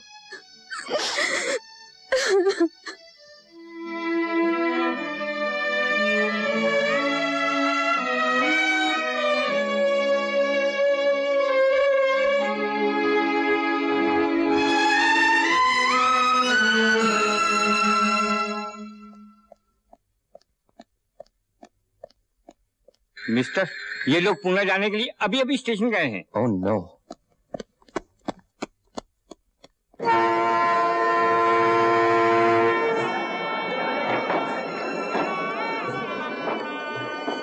भारती, भारती, जाना है तो जाओ, लेकिन इतना याद रखना, मैंने तुमसे प्यार किया है, करता हूँ और हमेशा करता रहूंगा। और उस दिन तक इंतजार करूंगा जब तुम शादी के लिए हाँ कह दोगी। भारती, मैं तुम्हारा इंतजार करूंगा Bharti. I love you, I love you Bharti, I miss you.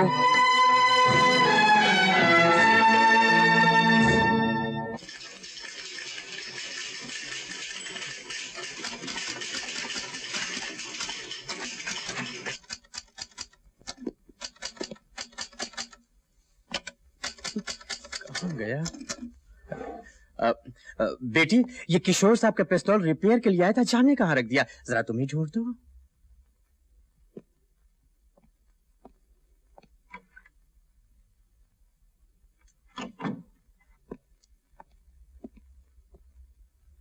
अब बिल्कुल ठीक है। कितना पैसा है? 250 रुपए। 250। शब्बीर, साहब को कैश मोमो दे देना। मैं खुद ही रख के भूल गया था। मेरी तरह मेरी याददाश्त भी बूढ़ी हो गई है। लेकिन बेटी, तू क्यों खामोश रहती है? तेरे तो हंसने के दिन हैं, खेलने के दिन हैं। ऐसे ही चुप रहने की आदत सी हो गई है। मैं सब समझता हूँ बेटी, वक्त सबसे बड़ा इलाज है। अल्लाह तुझे हिम्मत दे, सबकी ताकत दे।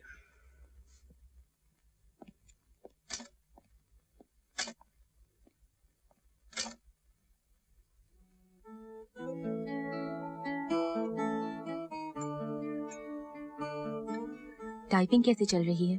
ठीक है। स्पीड कितनी हो गई? 30।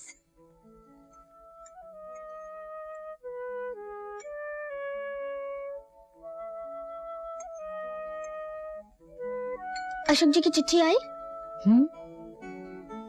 आई। जवाब दिया? नहीं।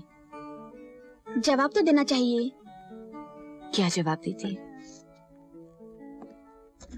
बेटी, तुम्हारी चिट्ठी।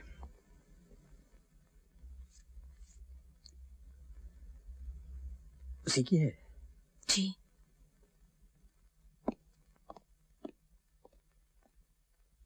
दीदी मुबारक हो, मैंने स्टेनोटाइपिंग का डिप्लोमा पास कर लिया है। उधर क्या खड़ी है, इधर आ। दीदी तुम कहो तो मैं नौकरी के लिए अर्जी दे दूं? जैसा तुम चाहो। जी हाँ, मेरी स्पीड 40 वर्ड्स पर मिनट है, विदाउट एनी मिस्टेक। क्या कहा? बिना किसी गलती के। ओह, एसएससी फर्स्ट डिवीजन जी। और एनसीसी कैडेट। जी हाँ। गुड। तुम यहीं बाहर इंतजार करो। Okay, thank you.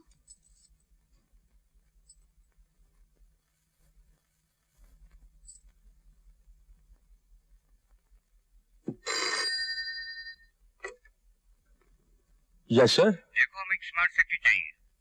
सर, मैं अभी अभी चंद लड़कियों से इंटरव्यू कर चुका हूँ, उनमें से 3 अच्छी हैं, सब यहीं बैठी हैं, कहिए तो भेज दूं? नहीं, सिर्फ उनकी एप्लीकेशन भेज दो। Alright sir. Yes sir. Lakshmi, ये कागजात बड़े साहब के पास ले जाओ। जी अच्छा। No. Feeling nervous? Neeta Saxena कौन है? जी मैं हूँ। आइए। Excuse me. बेटी, मैं 2 दिन के लिए बंबई जा रहा हूँ, दुकान बंद करके चाबी अपने पास रखना, और हाँ, इस महीने से अपनी तनख्वाह में 100 रुपए बढ़ा लेना। Thank you. थैंक यू की क्या बात है। Good morning uncle. जीती रहो। दीदी दीदी कमाल हो गया, मैं तो टाइपिस्ट की नौकरी के लिए इंटरव्यू देने गई थी, पर मुझे मैनेजिंग डायरेक्टर की सेक्रेटरी के लिए इंटरव्यू देने बुलाया गया है। पास हो गई तो 900 रुपए महीना सैलरी मिलेगी, लेकिन मैं इंटरव्यू में आ जाऊंगी ना? क्यों नहीं, तू स्मार्ट है, समझदार है, पढ़ी लिखी है। पर मेरे पास तो कोई अच्छी ड्रेस ही नहीं है। याद है उस दिन उस दुकान में हमने वो ड्रेस देखी थी ना? हाँ। आज वो ही पहन के जाना। पर वो तो बहुत महंगी है। तू चिंता मत कर, आज मुझे 100 रुपए का इंक्रीमेंट मिला है। कांग्रेचुलेशंस। लगता है आज का दिन बहुत लकी है, सब कुछ अच्छा ही अच्छा हो रहा है। भयानक खूनी मौजूद है जिसने खुलेआम बड़ी बेरहमी के साथ मिस्टर रमेश गुप्ता का खून किया है और रंगे हाथों पकड़ी गई। पिस्तौल इसके हाथ में थी और लाश सामने पड़ी थी। चश्मदीद गवाहों का भी यही बयान है कि मिस्टर रमेश गुप्ता का खून इसी ने किया है। इसे अपने किए पर कोई पछतावा नहीं, ना अभी तक कोई सफाई पेश की है, इसलिए एक तरह से इकबाल जुर्म करती है। योर ऑनर, ऐसे खूनी देश के लिए खतरा है, इंसानियत के लिए खतरा है। अगर फांसी से भी बढ़कर कोई सजा है तो वो इसे मिलनी चाहिए, वरना शरीफ लोगों का रास्ता चलना मुश्किल हो जाएगा, जीना मुश्किल हो जाएगा। क्या तुमने रमेश गुप्ता का खून किया है? जी। तो तुम अपने जुर्म का इकबाल करती हो? मैंने रमेश गुप्ता का खून जरूर किया है, लेकिन कोई जुर्म नहीं किया। खून किया है लेकिन जुर्म नहीं किया? अदालत समझी नहीं? जज साहब, उस कुर्सी पर बैठकर आपने भी सैकड़ों खून किए हैं, कई लोगों को फांसी दी है। इससे आप मुजरिम या खूनी तो नहीं हो जाते? क्योंकि मैं इंसाफ करता हूं। रमेश गुप्ता को सजाए मौत देकर मैंने भी इंसाफ किया है, जुर्म नहीं। अफसोस सिर्फ इस बात का है कि ये इंसाफ मैंने 2 साल पहले क्यों नहीं किया। 2 साल पहले? जो कुछ कहना है साफ साफ कहो। जज साहब, याद कीजिए वो दिन जब इसी अदालत में, इसी कटहरे में मेरी जगह एक औरत की इज्जत लूटने वाला रमेश गुप्ता खड़ा था, और वहां ठीक उसी जगह खड़े बैरिस्टर चंद्रा गुनहगार को बेगुनाह और बेगुनाह को बदचलन साबित कर रहे थे। और उस कुर्सी पर बैठकर आपने रमेश गुप्ता को बाइज्जत छोड़कर जुर्म को कम करने की बजाय उसकी जड़ें मजबूत की थी। इसलिए जज साहब, आज मुजरिम के कटहरे में आपको होना चाहिए और आपकी जगह मुझे, क्योंकि आपने इंसाफ न करके जुर्म किया है और मैंने कानून हाथ में लेकर इंसाफ किया है, मुजरिम को सजा दी है। मुजरिम मैं नहीं जज साहब, मुजरिम आप हैं, आपका इंसाफ है। योर ऑनर, यह अदालत का अपमान है। This is contempt of court. बयान जारी रहने दिया जाए। मैं अदालत पे लगाए हुए इल्जाम जानना चाहता हूं। Thank you sir. एक दिन एक अभागन सारी लोक लाज छोड़कर यहां आपकी अदालत में आपसे इंसाफ मांगने आई थी। इंसाफ भी हुआ था, बड़ा अजीब इंसाफ।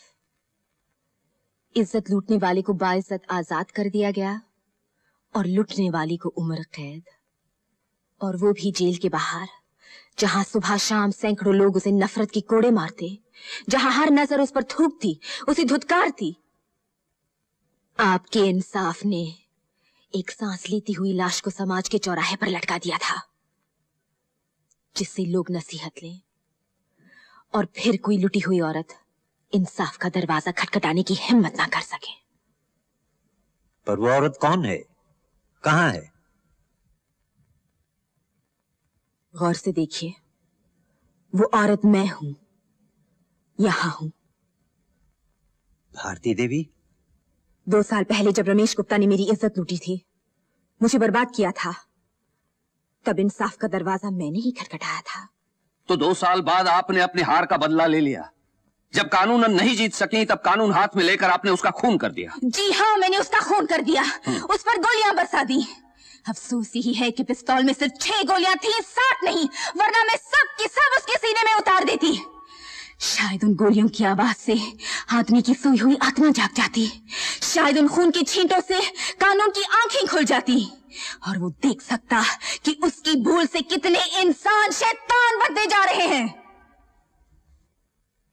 जज साहब, औरत आदमी को भगवान मानती है, लेकिन ये भगवान माँ, बहन, बेटी सब कुछ भूलकर औरत को सिर्फ हार्ड मास का खिलौना समझता है।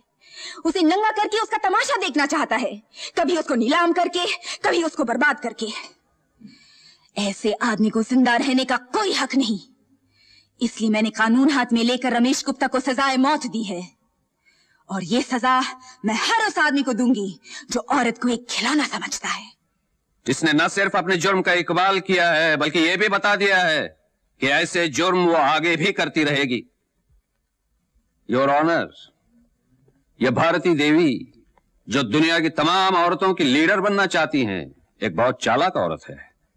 ये 2 साल से इंतजार करती रही कि मौका मिलते ही मिस्टर रमेश गुप्ता का खून कर दिया जाए, और इसी इरादे से वो बंबई छोड़कर पूना रहने गई, क्योंकि मिस्टर रमेश गुप्ता का कारखाना पूना में था। और इतना ही नहीं योर ऑनर, भारती देवी ने नौकरी भी की तो बंदूक और पिस्तौल बेचने वाली दुकान में, जिससे पिस्तौल तलाश करने का कष्ट भी ना उठाना पड़े। और जब एक दिन इसे पता चला कि मिस्टर रमेश गुप्ता ऑफिस में अकेले हैं, वहां कोई नहीं है, तो ये पिस्तौल में गोलियां भरकर 2 साल पुराना बदला लेने वहां पहुंच गई और उनका खून कर दिया। Your honour, it was clearly a premeditated cold blooded murder. एक बार फिर इस अदालत में सरासर झूठ बोला जा रहा है। मैं वहां कोई बदला लेने नहीं गई थी। बदनामी के बाद मेरा बंबई में रहना मुश्किल हो गया था, इसीलिए मैं पूना चली गई, और जहां जो नौकरी मिली कर ली। मुझे पता होता कि रमेश गुप्ता भी उसी शहर में है, तो मैं वहां कभी नहीं जाती, क्योंकि मैं उसका मुंह तक देखना नहीं चाहती थी। लेकिन उस शाम रमेश गुप्ता ने फिर एक मासूम को बर्बाद कर दिया, और मुझसे रहा नहीं गया। मैं जानती थी आपकी अदालत में उसे भी इंसाफ नहीं मिलेगा, क्योंकि आप फिर बलात्कार का सबूत मांगेंगे। सबूत तो हम जरूर मांगेंगे, क्योंकि बिना सबूत अदालत किसी नतीजे पे नहीं पहुंच सकती, कोई फैसला नहीं कर सकती। जज साहब, नारी का शरीर एक मंदिर है, जिसकी कोख से मानवता का जन्म होता है, जिसकी गोद में सभ्यता पनपती है। लेकिन आज दुनिया के कोने कोने में ये मंदिर तोड़े जा रहे हैं, और आपका कानून कुछ नहीं कर पा रहा, क्योंकि उसे सबूत चाहिए। हर सच साबित नहीं किया जा सकता जज साहब। बलात्कार के समय न कानून होता है, न पुलिस होती है, और न कोई शरीफ गवाह। फिर सबूत कैसे मिलेगा? कौन देगा? एक लड़की जो शर्म से अपनी शक्ल तक शीशे में नहीं देख सकती, सबके सामने आकर एक बार फिर अपनी बेइज्जती कैसे कराएगी? भरी अदालत में वकीलों और गवाहों के हाथों लाश के पर्दे कैसे उतरवाएगी? और आ भी जाए तो बदनामी के सिवा उसे मिलेगा क्या? मुझे क्या मिला था? जज साहब, उस दिन आपने मेरी बात नहीं सुनी और नतीजा ये हुआ कि फिर एक मासूम लड़की की जिंदगी बर्बाद कर दी गई। एक और मंदिर तोड़ दिया गया। योर ऑनर, किसी लड़की की जिंदगी बर्बाद हुई या नहीं, इस अदालत का वक्त जरूर बर्बाद किया जा रहा है। यह कहना कि मिस्टर रमेश गुप्ता ने किसी मासूम लड़की की जिंदगी बर्बाद की और उस जोश में आकर भारती देवी ने उसे सजाए मौत दे दी, यह एक कहानी है, क्योंकि न पुलिस की रिपोर्ट में किसी और लड़की का जिक्र है, न कोई लड़की अदालत के सामने आई है। अगर होती तब तो आती। पर यह सच है कि वो लड़की है तो कहां है? उसका नाम क्या है? काम क्या करती है? सामने क्यों नहीं आती? वो लड़की कहां है? अपनी चुप का मतलब जानती हो? सजाए मौत उसको अदालत में लाकर बदनाम करने से अच्छा है कि मुझे मौत दे दी जाए। वो लड़की मैं हूँ जज साहब। ये क्या कर रही है नीतू? यहाँ आकर सिर्फ बदनामी मिलेगी, बेइज्जती मिलेगी और कुछ नहीं मिलेगा, कुछ नहीं मिलेगा। दीदी, बदनामी, बेइज्जती, मौत, कोई भी कीमत तुम्हारी जिंदगी से बढ़कर तो नहीं। जज साहब, मैं अपना बयान देने के लिए तैयार हूँ। जो कुछ कहना है यहां आके कहो।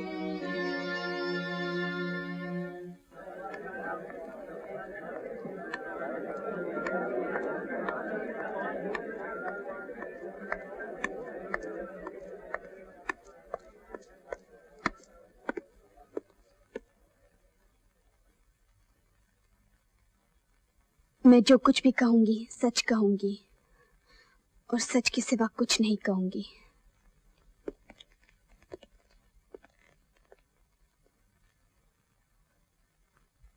मैंने पहले भी तुम्हें कहीं देखा है। जी हाँ जज साहब, इसी अदालत में, इसी कटहरे में 2 साल पहले। फर्क सिर्फ इतना है कि तब रमेश गुप्ता ने मेरी दीदी को बर्बाद कर दिया था और अब मुझे किया है। मिस्टर चंदा, मैं तुमसे कुछ सवाल पूछ सकता हूँ? जरूर पूछ सकते हैं, लेकिन आप यही पूछेंगे ना कि उसे देखकर मैंने दरवाजा क्यों बंद कर दिया? वकील साहब, दरवाजा मैंने बंद नहीं किया, वो तो पहले से ही बंद था। आप पूछेंगे मैंने मदद के लिए किसी को पुकारा क्यों नहीं, शोर क्यों नहीं मचाया? मैंने बहुत शोर मचाया पर मेरी आवाज सुनने वाला कोई नहीं था। मदद के लिए भगवान को भी पुकारा पर वो भी नहीं आया। वकील साहब, वो भी नहीं आया और मैं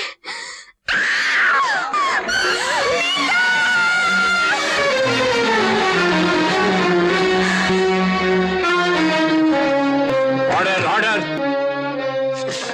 तुमसे कहा था यहाँ मत आना, क्यों आई? यहाँ इंसाफ नहीं मिलता, बदनामी मिलती है।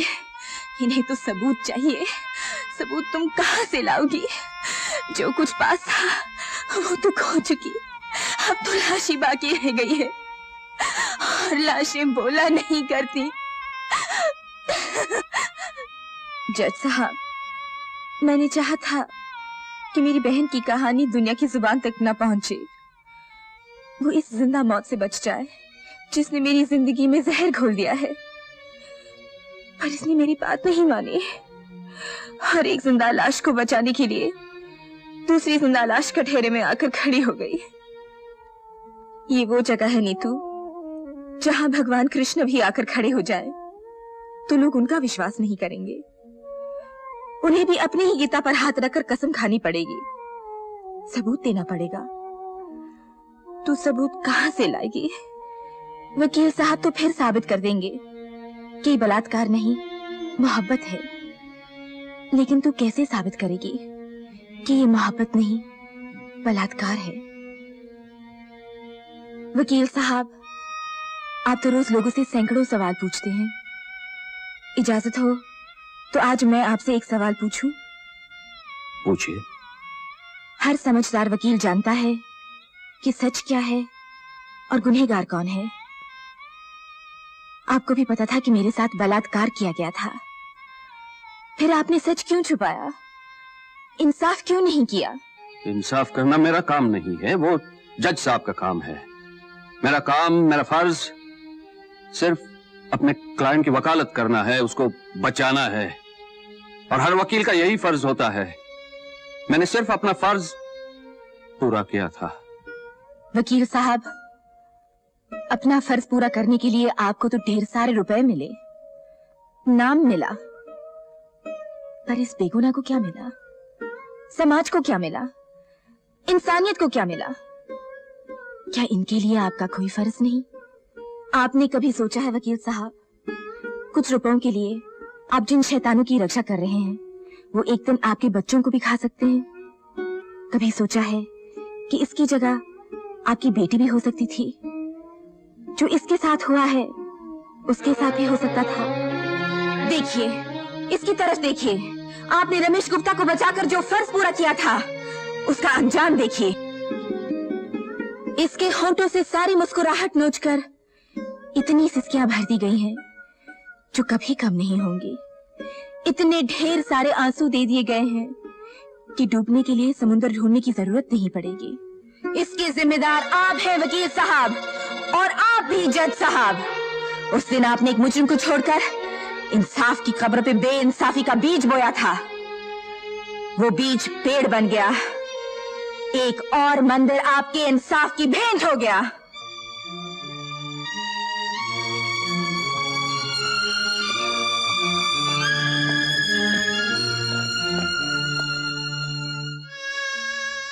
जज साहब,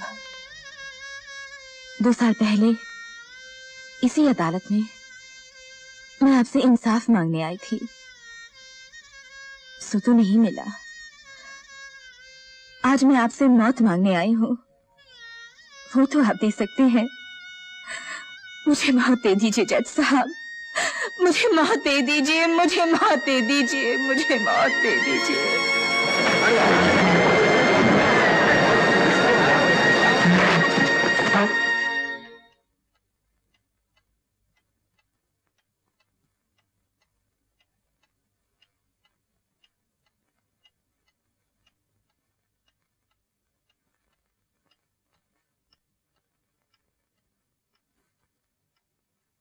कानून की तारीख में शायद पहली बार किसी मुल्जिम ने इंसाफ को मुजरिम ठहराया है।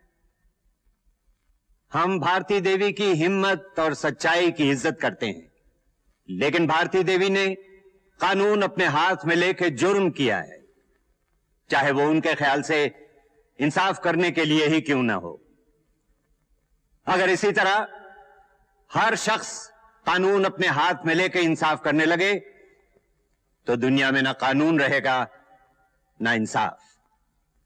मैं जज होते हुए भी कानून का पाबंद हूं, और मुझे भी कोई हक नहीं कि मैं कानून के दायरे के बाहर जाकर कोई फैसला करूं। भारती देवी ने खून किया है, उन्हें इसकी सजा मिलनी चाहिए, लेकिन यह खून जानबूझ के नहीं किया गया।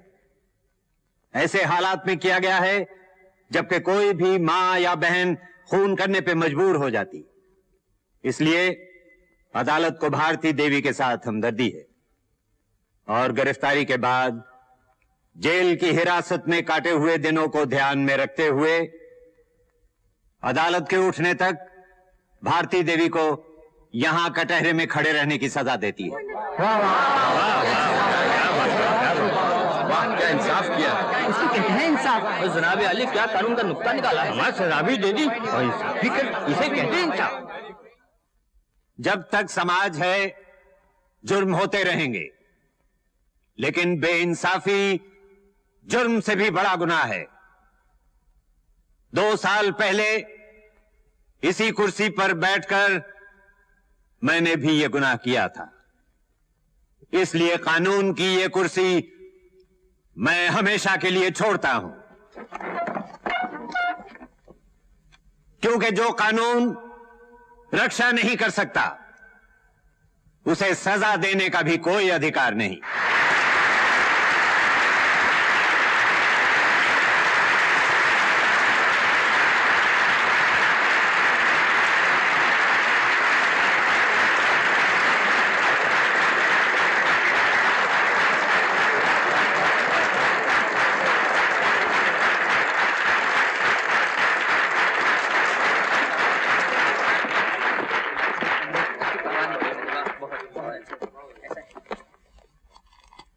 भारती, मैं अभी तक तुम्हारी हाँ का इंतजार कर रहा हूं।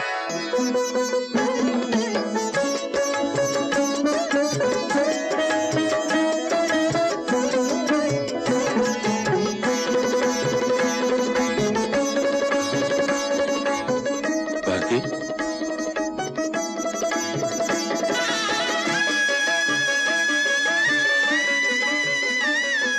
तुमने भारती नाम की लाज रख ली। बाबू, घर चलो। जीती रहो बेटी।